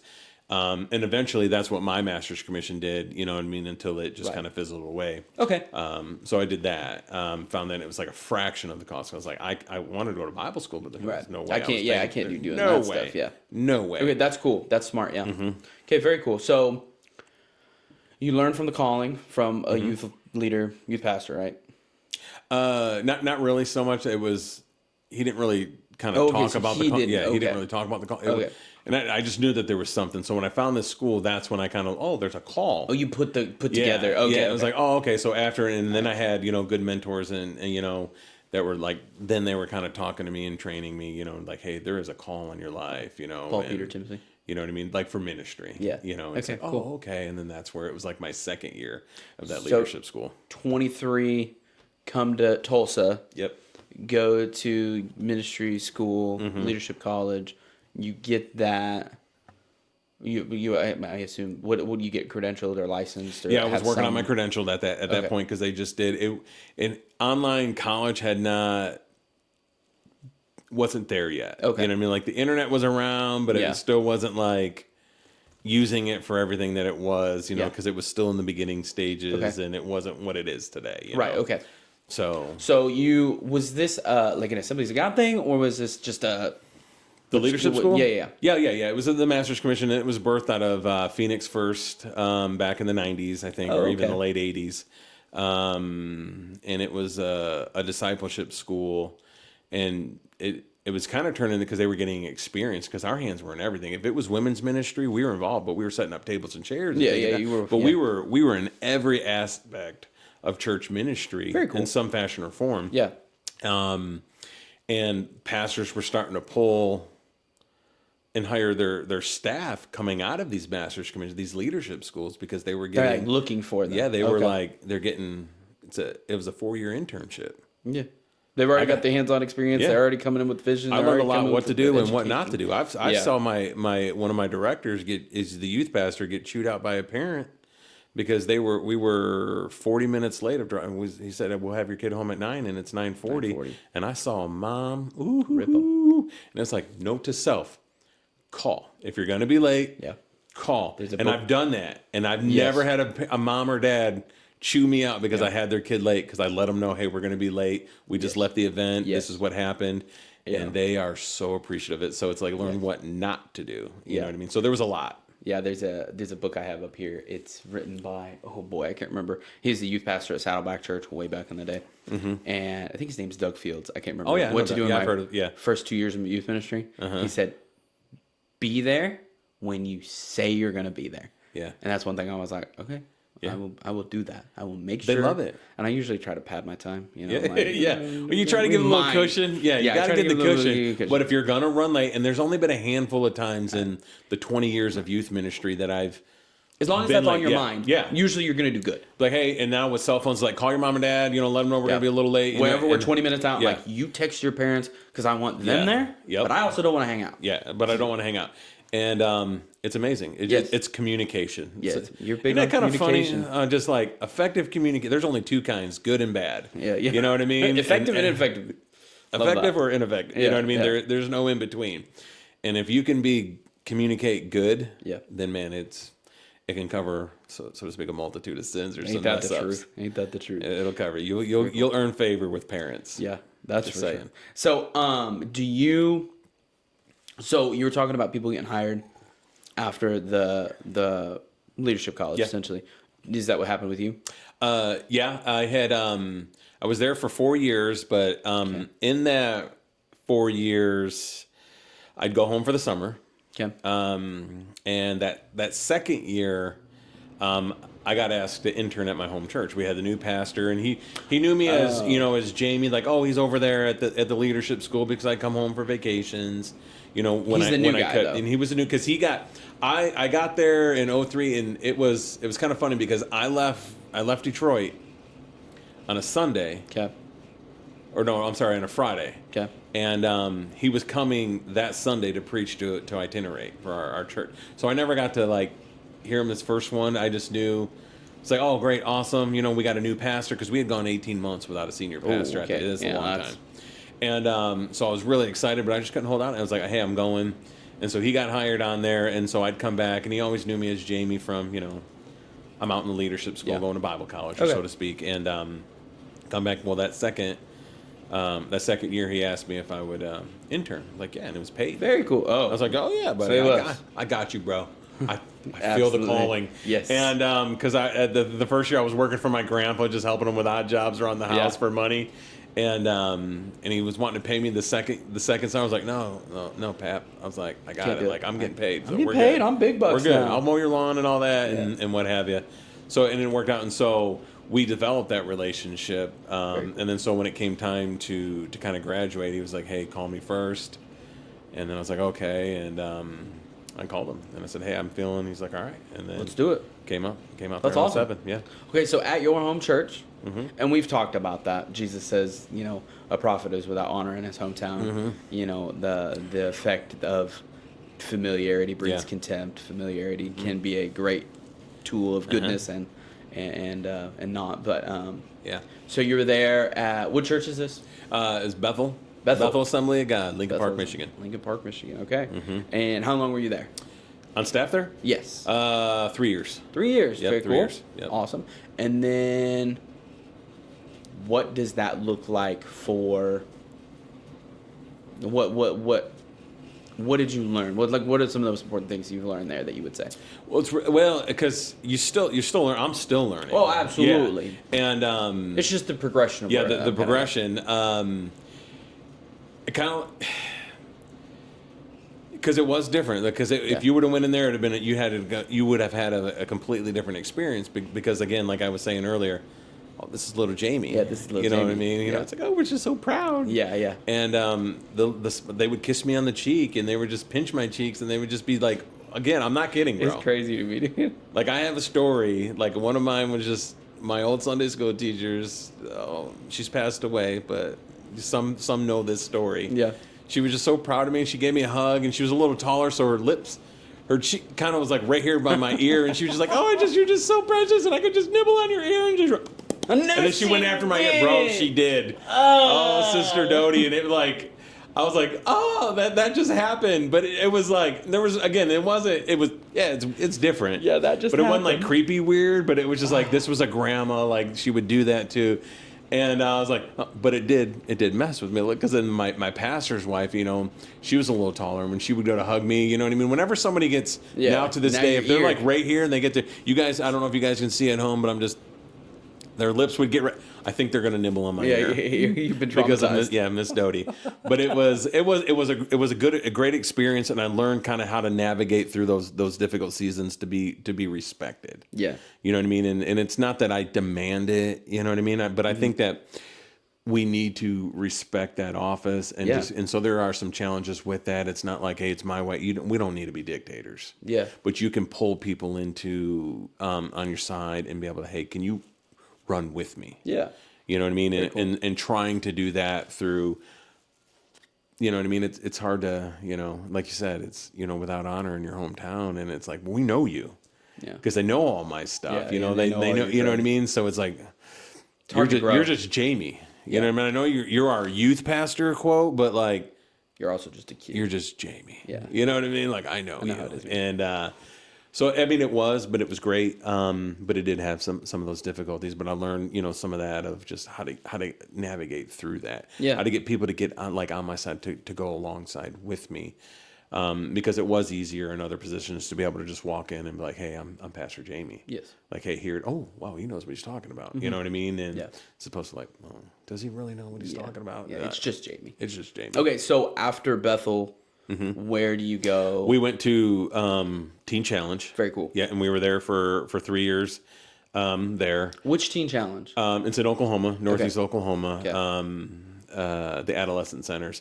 Oklahoma here, they've got several campuses. Like some people don't even know, like we're in prisons.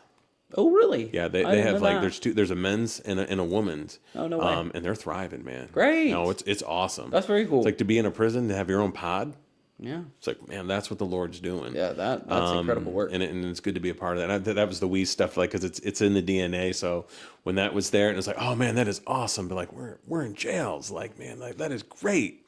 And it's like, how do you keep your staff? Because in Teen Challenge, there's always a rotation. The staff is like, no, man, they're lifers. Like, I got them for 25 years. I was like, whoa, man! They talk about getting the, you know what I mean, knowing down of what we're gonna do, and they're gonna toe the line, man. Like, that's great. That's pretty cool. There's not, and if you're not going with the program, you're out. they'll kick you out, man. Ooh, And like, and they don't want to be in the other pods. That's like pretty smart. So it's one of those that it's growing, and That's the Lord is very really cool. using that and discipling, you know, prisoners, inmates. Wow, that's really cool. Through that. So we were here for 3 years, and we're helping out with that.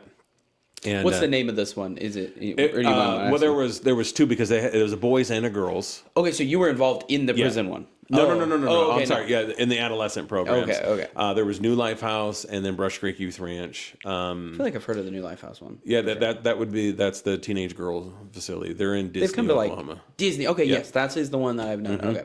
And then Brush Creek's in Jay, Oklahoma.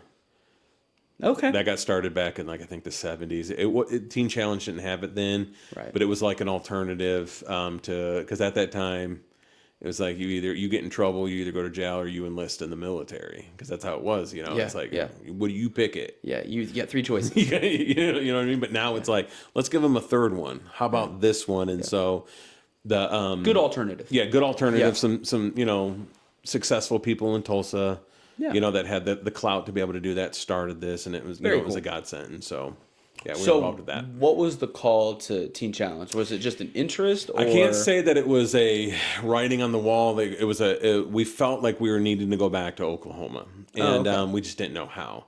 And it happened super fast. It was like boom, boom, and I got a phone call. I had a parent in my youth group that was like, "Hey, can you make a phone call because to this program, because I know you." I'd worked there for 3 months, back in 2005. And I was like, yeah, I'll make a phone call, let me talk to the directors. And then I was like, hey, by the way, you guys hiring by any chance? And she said, Jamey, it's funny you mentioned that. We certainly are. I was just getting ready to post it online. You're hired right now. I was like, really? You don't want to go talk to, because this was the program manager, but the director was her husband. I was like, you don't want to talk to Pastor Sean? She's like, I don't have to talk to him. I got it. I'll tell him what's up. I was like, oh, okay, Miss Shannon. So it was one of those. And then we're like, hey, honey. And she's like, yeah. And then so we just felt we were there for 3 years. And it was tough. It was not easy. Yeah, Teen Challenge is, like you said, it's Teen Challenge, not Teen Easy. It is mentally, physically, spiritually. Yes. It'll take a toll on you. And I learned boundaries there. Like that's you can say, and that's a big one. It's a big thing. I will say that I am good with boundaries. If there's one thing that I'm okay with, is I can tell you no. That's good. That's a good thing. And not a lot of people can. And I'm not going to say that I don't struggle with it at times, but I can. And I'm pretty good with 95% of, saying, hey, no. Because I had to learn. I know burnout. Yeah. Yeah. I know it's like, I'm done. I don't even want to tell anybody about Jesus. That's a big thing at Teen Challenge is like burnout. It's just like, you just have to do so much. There's always so much. Yeah. There's not even little fires. It's always big. It's a bonfire. They're always big. They're huge. Yeah. And you just got to find which one is and put out the biggest one first. Yeah. And then you go to the little one, and then another one one. pops. I'm telling you. And so, and it's that. And if you're not healthy in making sure, and you're being basically intentional. Yeah, you have to about your spirit, man. It'll get you. We have so my pastor here was my pastor when I was growing up in Kansas for 11. He came when I was 11. He was there for 10 years, and then they came here to Jones. I came in 2018. They came in 2019 here. You were here first? Yeah, I actually came in 2018. Oh, I was like, that's how you got it. I was like, you got some love from you. You know what I mean? I did. You pulled him in, well, so or he pulled you in. He's from Muskogee. He went from Muskogee, youth pastor in Baxter Springs, Kansas, Ark City, Kansas, pastor in I can't even remember. They were head pastors when they were like 2021 in I can't remember. Anyway, they go to my church in Kansas, and like right in the corner of Nebraska, Kansas, Colorado, right there. And then they were my pastor for 10 years. I came down here for college. He came down here for Jones, and then after I finished college, he hired me. Oh, so he did come to the church first. Yeah. He came to the church first. I was no. Well, that would have been so weird. I was about to be like, I was fascinated with that but I misunderstood. Yes, that. it would have been really cool. I was like, you got him here? Were you the inside track? I was like, that would have been awesome. But hey, I want you to come be my boss. Yeah, literally, it's the normal. He wants me to be the youth pastor. We love him. He's awesome. But in my previous church, that makes more sense now. Yes, when I grew up in my church, we had a teen challenge that was 20 miles out of the church, and it was a girls adolescent house. Oh, I know that one. Oh, I don't think they're there anymore though. But I was familiar with one because they had one girls' facility in Kansas. Yes, Victory House. Yep, that's what they called it. And so there weren't many because there was like when it came to there was like over 300 teen challenges in the state, but there was only like at that time when I was there maybe 12 adolescent programs. A lot of red tape. Yeah, a lot of red tape. People would ask me that, and I'm like, it's the law because they're minors. You got to have so much milk, juice, all that stuff. Yeah, it's like you can't just. hey, here you go to an adult because you're choosing to be here, so you Yeah. got it's more expensive. That makes sense. The tuition alone, I think, is up to $3,500 a month now. They never had more than like 10 girls or anything. It was a lot, and so it's just crazy. But yeah, I understand a little bit of the ins and outs of that. It is a very rewarding place to be, I'm sure, to see life change, but it's also a very tough. Oh yeah. Well, I still get phone calls. I would tell new staff, you're in the seed sowing business like nobody's business. You're not going to see it right away. You won't. You won't even probably see it for years. Yeah. But it's 5 years from now, because as we mature, because at that time they hated us. Oh yeah. Because I don't want to be here. You're my mom and dad, ruining my life. Yeah, my mom made me. You are ruining my life. And there's even times I'd be like, listen, if you don't do what I'm telling you to do, you're welcome to Jameyville. I'm about to affect your life majorly. Yeah. And I would use that, but it's when they understand, and years later, it's like, because I always kept it 100% with them. I was real. Yeah. And let's get down to the nitty gritty. And then when it came to one of my roles as kind of like a counselor and talking to them, it's like, whatever you say in here, you're not getting in trouble for anything in here. Yeah. Okay. I mean, I'll hold you accountable to some stuff, but it's like, you have to. This is a safe place. Okay. And but I told them a lot of things that they didn't want to hear, and we kept it real. But they needed to hear. But they needed to hear it. And then so years later, they're like, hey, Brother Dolby, I got this situation.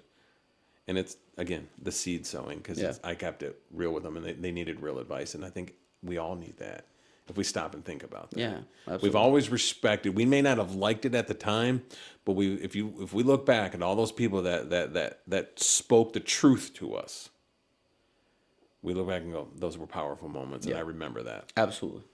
As opposed to the fake people that just told us what we wanted to hear. Yeah. Yeah. So. Yeah, we do that a lot as youth pastors too. Okay, so you're at Bethel Assembly. Yep. Teen Challenge. In Oklahoma again. And then we go back into youth ministry. Okay. A heart for the next generation. It's like that's what it's always been. It was just like, man. And so we were there for 3 years in the Tulsa area. And then it was just kind of where the season was. It was like, hey, we're kind of done here. Okay. And then I worked for a bank, and was there for about 6 months, and then I got a phone call from the director of that adolescent program. Said, hey man, and he offered me a job. He said, I need this, and I was like, I don't know, man. Like, it's like, let's just meet. I'm like, okay, and just kind of met, and he's kind of telling me. I was like, okay, and what he wanted me to do, because there was a role that he was hiring me to do there. And I always said at the adolescent center. At the adolescent center, yeah, sorry. And said, if you ever establish this, call me, because this is something that's right up my alley. And it was discipleship. Yeah. And I said, okay. And so we meet and we have this here, and it was like I fell in love with, but that didn't work out. He goes, but I have to offer it to this person because we're having to close this down. Can I get you and do this? And I was like, yeah, but then I wound up loving this other position more. I said, hey, I'm good on this seat on the bus. And we were there for about 3 years again. Okay. And kind of walked into the director's office at the time and had said, because, I mean, we were just done. It was just, it's just the stress, but it was just like, okay, I think we're done. Like, we're done with teens. Yeah. So I walked into his office and I said, hey, I'm done with teenagers. And he goes, yeah, me too. We all are. And I said, no, brother. I'm done with teens. And he looks at me and said, oh, okay. We're done. And so, what great director. He's like, hey, what do we need to do? And so we felt like, hey, we're still love Teen Challenge, but there was still the desire. We weren't like burnt out and like chewed up and spit out. Yeah. But it was just it was shifting. And so it's like, I think it's adults. Okay. And then so we go up, and that's when we went up to North Dakota Adult and Teen Challenge, and we're there for a year. And man, it's cold up there, bro. It's cold, man. It's like no other. Yeah. And it's different. And I'm from Michigan. Yeah, that's true. I thought I knew cold. Yeah, no, that's cold up there. -40 for like, when it doesn't when it's below zero for like 2 months straight. Yeah, that's cold. That's different. Yeah. So then it just kind of didn't work out there. And this is at the Teen Challenge in North Dakota. Okay. So hold on for just 1 second. So Bethel Assembly, Teen Challenge in Northeast Oklahoma. Sapulpa, Oklahoma. Uh-huh. And then back to Teen Challenge adolescent programs. And that's for the We're there for another. Yeah, we work. My wife and I. There was kind of the joke because we worked for the adolescent programs for almost 7 years, but at 2 different times. Because there was gaps. Right, yes. But we always left, like it wasn't ever like, oh, I'm done with this. And then, we were mad. You know what I mean? It was just like, hey, we were just kind of done. And so when it was ever those times to come back, they were like, yeah, absolutely. You know what I mean? Okay. And so they always you didn't leave on bad terms. No, and they always You welcomed left us on back, good terms. with open arms. And probably, I'm not trying to be but they were excited to have us back. Yeah, that's a good thing. And so they were like, oh, yeah, we definitely want you guys back.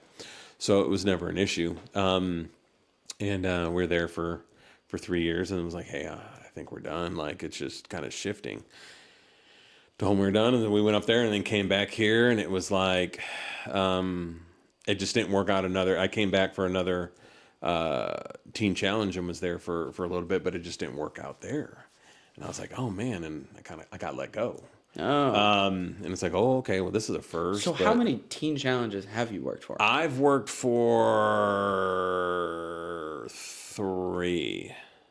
Okay, so help me with this. Help me with that. Yeah. I think I'm missing. Yeah. So No, you're not the only one. Like, you're trying to be my family. Yeah, because they're all like, "Where's he at now?" Yeah, where is he? So Bethel Church, Bethel Assembly. Yep, that's where it started.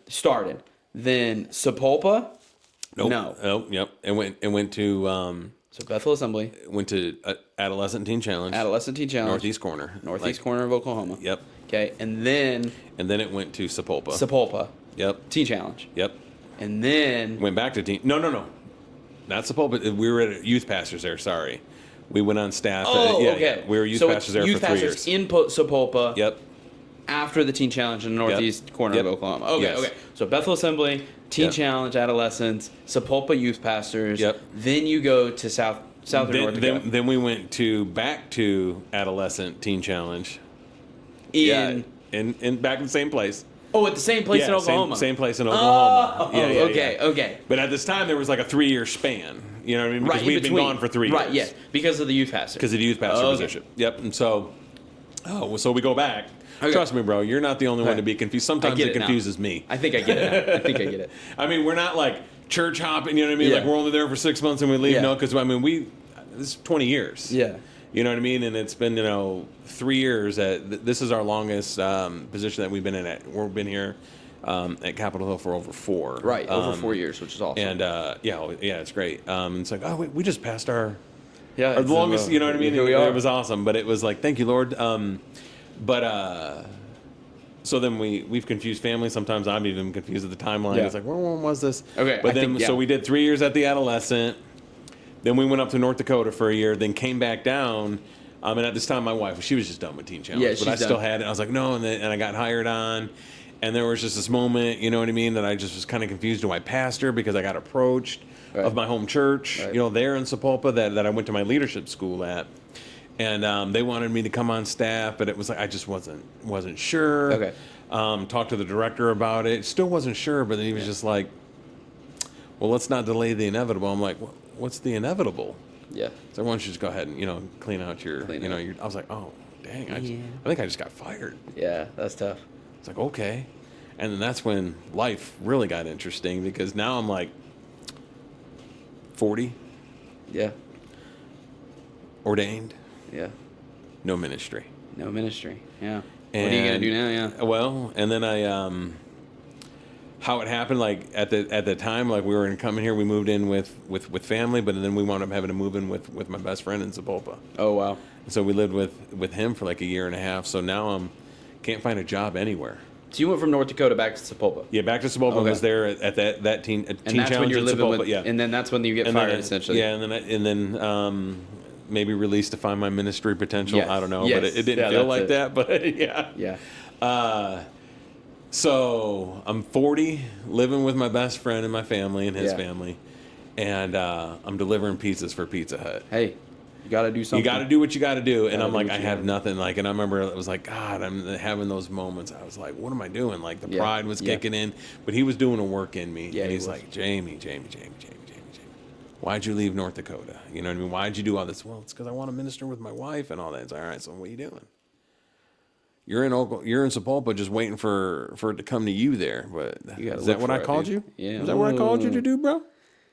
Why aren't you getting out there? Yeah. Oh, you go. Oh, you don't want to move again. Yeah. Oh, is that what I called you to do? Was just stay there? Yeah. I said, oh man. And at that time, I wound up finding a job, and went on staff at a private school. Oh wow. Still in this, and was the PE teacher and taught 12th grade Bible in Sepulpa. Oh, okay. For a Christian school, and really liked it. I really did enjoy it, but it wasn't my calling. Yeah. It was like, no, it's like, yeah, I'm dealing with teens, I'm dealing with kids. You're like still doing ministry, this but is it's next still gen not what the stuff. Lord... But it was like, but it wasn't what the Lord wanted. Yeah. And I could have done it for longer because I really did enjoy it, but it was like there was just a lot of work involved. I was working like 80 hours and still having to deliver pizzas. When I say I was working 70, 80 hours a week, you know what I mean? Because I was the athletic director. Pizzas? Yes, I was the athletic director. Because Christian schools, man, I love them. I want my daughter to be in one. Yeah. I just can't afford it right now. Yeah. They're expensive, but let me tell you, all that money just doesn't go. It goes to them teachers, and those teachers don't make a lot of money. No, they don't. Like I was making... What big amount you send is the little that the teachers get. I was getting like $22,000 a year putting in at least 60 hours at that school. Yeah, I went to a private Christian school growing up, kindergarten to 12th grade. Yeah. And by the grace of God, my mom got on there, and it was very cheap tuition, possibly free. And my daughter's was cheap because my wife wound up working there too, and that's a different story. But it was like she was working there, I was working there. You're still not making a lot, but I was not making $22,000 a year. Yeah, I'm very thankful for all the sacrifice the teachers made. Oh, thankful for the if you're listening, church, if there's any teachers out there, especially you private school teachers, love and respect you, man. Much love. They and put respect. in so much that you guys don't see, and if you're mad at a teacher at your private school for your kid, buy them some chocolate. Get over it, because it's like they're putting in a lot and they're sacrificing a lot for your kid. You know what I mean? Because they are not banking at all. Yeah. Like even our public school teachers are not banking. No shot. Not especially in Oklahoma. Oh, especially in Oklahoma, and our private school teachers even less. Yeah, even less. So. Unless it's like a legit private school. Yeah, and there's not many of those. No, there's one in the OKC. That's what I'm saying. Like there's not many that you're going to make any kind of living. You know, it's all sacrifice. Yeah. So could have stayed there for a little bit, but then just felt like, all right, man, we got to do this, honey. Yeah. I think we got to put our. So we started pursuing. There was went through an interview process. Had a couple leads, interviewed. You know, made it to like the third round. Next round was going to be them flying us out to a church. But they just wanted to go in a different direction. It's fine. It's like, oh man. And I remember just going, dang, like, now what, Lord? Like, and I'm telling my wife, going. It's like, I don't know, babe. Like, they said no. They got back to me. They said no. She's like, well, it's out there. I said, yeah. Well, less than 24 hours later, I get this text message from associate pastor. It's like, hey, we're looking for a youth pastor. Would you be willing to meet with our pastor? It's like, so I call my wife over to my office at the school. She's like, really? It's like, yeah, what do you want to do? She's like, yeah, take it. She's like, yeah, let's see. And let's check it. There it is, and it was here at Capitol Hill. That's awesome. And they reached out and it's like, yeah, and went through the whole the interview process and got on there just over 4 years ago. It was July. It was 4 years. Yeah. Wow. And just been just rocking and just going with it. But yeah, and so that's kind of like the journey, so to speak, and the timeline. That's awesome. And still, I got people like, where are you at now? It's like, oh yeah, they know I'm doing something. They just stopped knowing where it was because I was just moving. We were moving like I don't want to say so much, but I mean, it's like every 3 years or so it kind of was. But I got you. Very cool. Yeah, awesome. Okay, well that's a really good place just to kind of recap. But I'll ask you some finishing questions to kind of end us out. But so Bethel Assembly, I'm gonna get this. Yep. You're Bethel Assembly. I'll give you. I got $1 for you. There we go. Bethel Assembly, northeast corner of Oklahoma. Sepulpa is a youth pastor. North Dakota, South Dakota. Nope. Oh, okay, I got that. No $1 Bethel for you, Assembly. bro. Youth pastor, Bethel Assembly. Bethel Assembly. Adolescent program, Northeast Oklahoma. Yep. Sepulpa. Yep. Northeast Oklahoma Adolescent Center. Yep. North Dakota. Yep. Come back. For like a year and some change private school. For the private school thing. When you're in Sepulpa. Yep. Living with your best friends. Yep. And then as you're working at the school, your wife and you. Yep. Then you come to Capitol Hill. Yep. Okay, so that's where we're at. That's okay, where very we're cool. at. And that's so cool. Yeah, I've been around. It's like I hate moving, bro. I hate it with a passion. But I mean, it's one of those things that But we said, my wife and I said, "Yes, Lord," and that's what sometimes family just doesn't get. You know what I mean? Other people, you get the call. Like when you're into ministry, it's like he never said that I was gonna get to stay right here. I'm gonna keep you in one spot. Do some ministers get Absolutely. that? Yeah. Oh yeah. But not all of them. It's awesome. Yeah. And I long for that, and hopefully that will happen. You know what I mean? I can like. But longevity is a very beautiful and important thing. But he didn't say that that's what it was going to be. Yeah, not always. And some family and friends have a hard time with that because they understand and respect the call, but they don't understand that may mean God's moving you different places. Yeah. So yeah, that's for sure. A couple of questions I like to ask is, when you gave your life to Christ, what did you think you'd lose? Which we kind of touched, but what did you think you'd lose? And then, what did you gain that you weren't expecting? Yeah. I'm trying to figure out the loss part because I don't really know. I guess right off the top of my head, I don't know what I was going to lose because I was ready. Oh, okay. You know what I mean? Like I knew what the world had to offer. Yeah.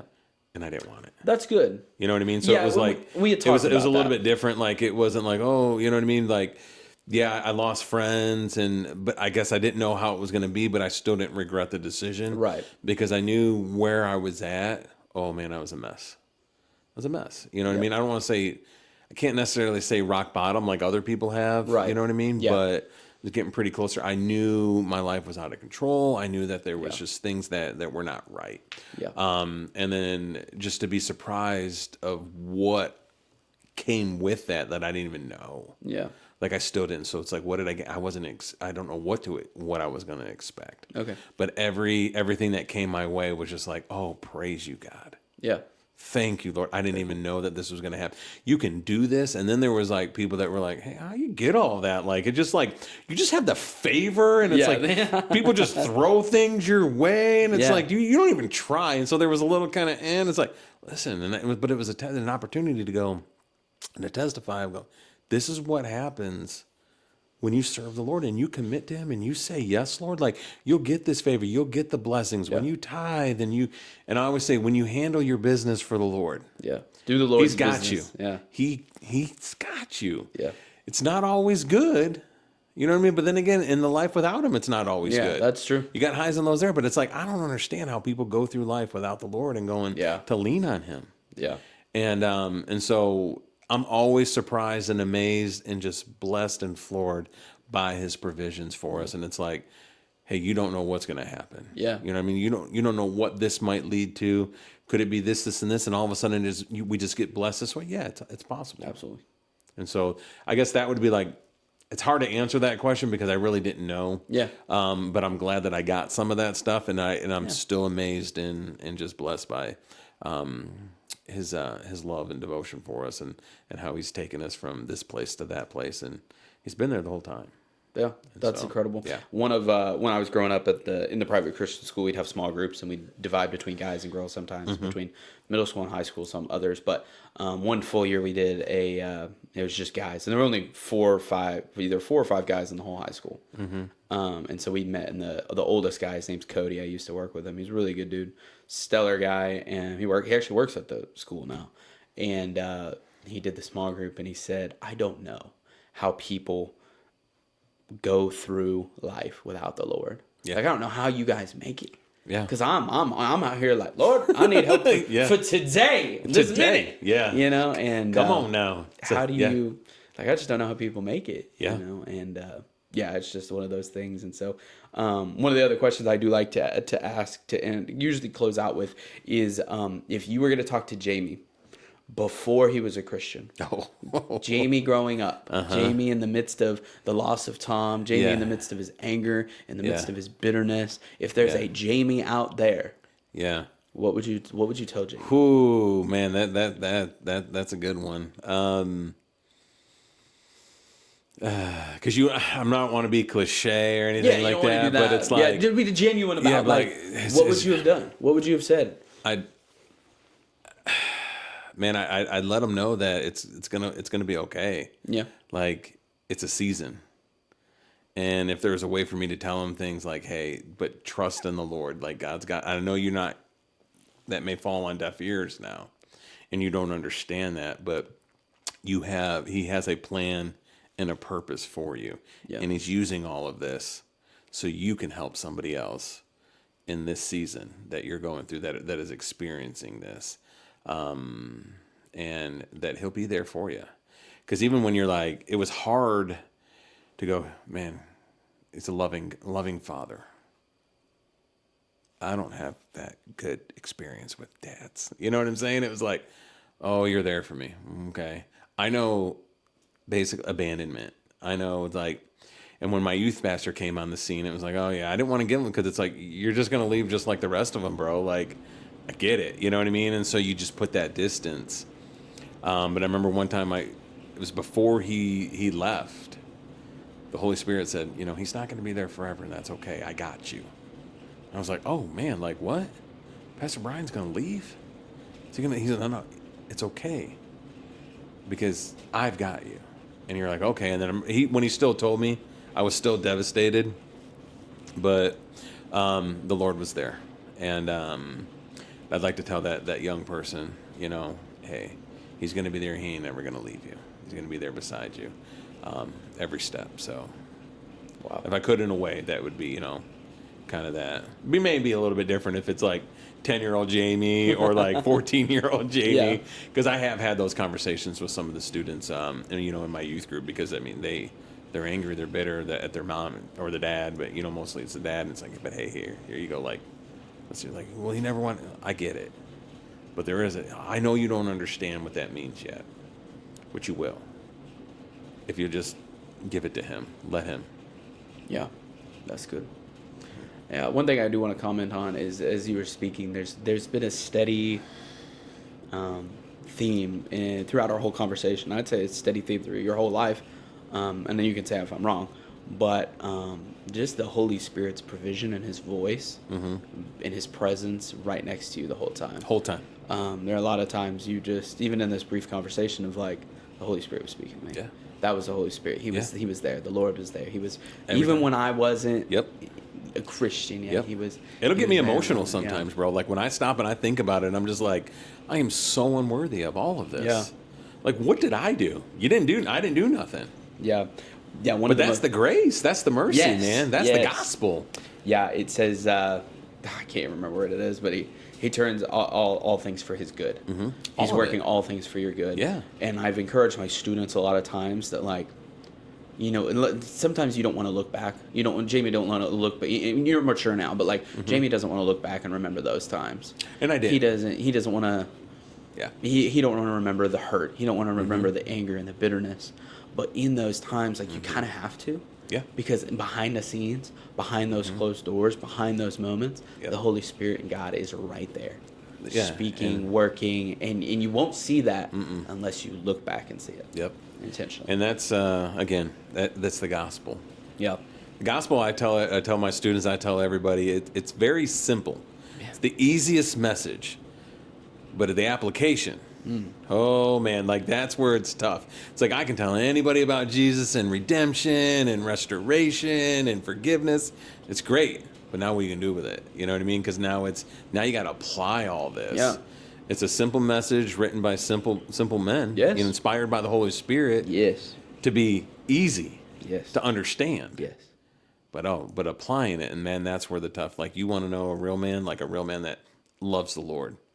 A real man is going to submit and surrender to Him, and by doing that, his family follows. And so, I strive to be that man. I strive to be that husband, that father, that minister, because I am a husband and a father first. Yeah. All the other stuff comes second. But I know that He's called us, and my wife, and even my daughter, even at 15 years old. Yeah. Babe, I wish that, sometimes, like, I go, I wish you had a real, I guess, say a real youth pastor, and I use that, but because she does have one. Yeah. But it's because I'm her dad. Yeah. It's a different relationship. And it's like, did she get robbed? You know what I'm saying? But it's like, is she going to look at him and go, guys, I had the best youth pastor. Yeah. All you guys, just shut up. Like, you don't even know. It was my daddy, it was mine. You know what I'm saying? So I hope that, and I try to do the right balance it out. You know what I mean? But it is difficult at times. And And but we have those conversations. You got to Yeah. talk it out, got to communicate. Yeah. Like, hey, what's hurting you? What are you frustrated about? Yeah. And did I do or say something? You know what I mean? And there may be times that I'm like, no, this is why I did it. And hey, I can't tell you why I did it. But, Yeah. So. That's good. That's awesome, man. All right. Well, I just want to thank you for being here. Oh, yeah. I appreciate it. It was a good time, good conversation. I love learning more about you and your family and your walk with the Lord and the testimony that you have, man. So I want to thank you for being on. I appreciate it. I appreciate you. Yeah, it was fun.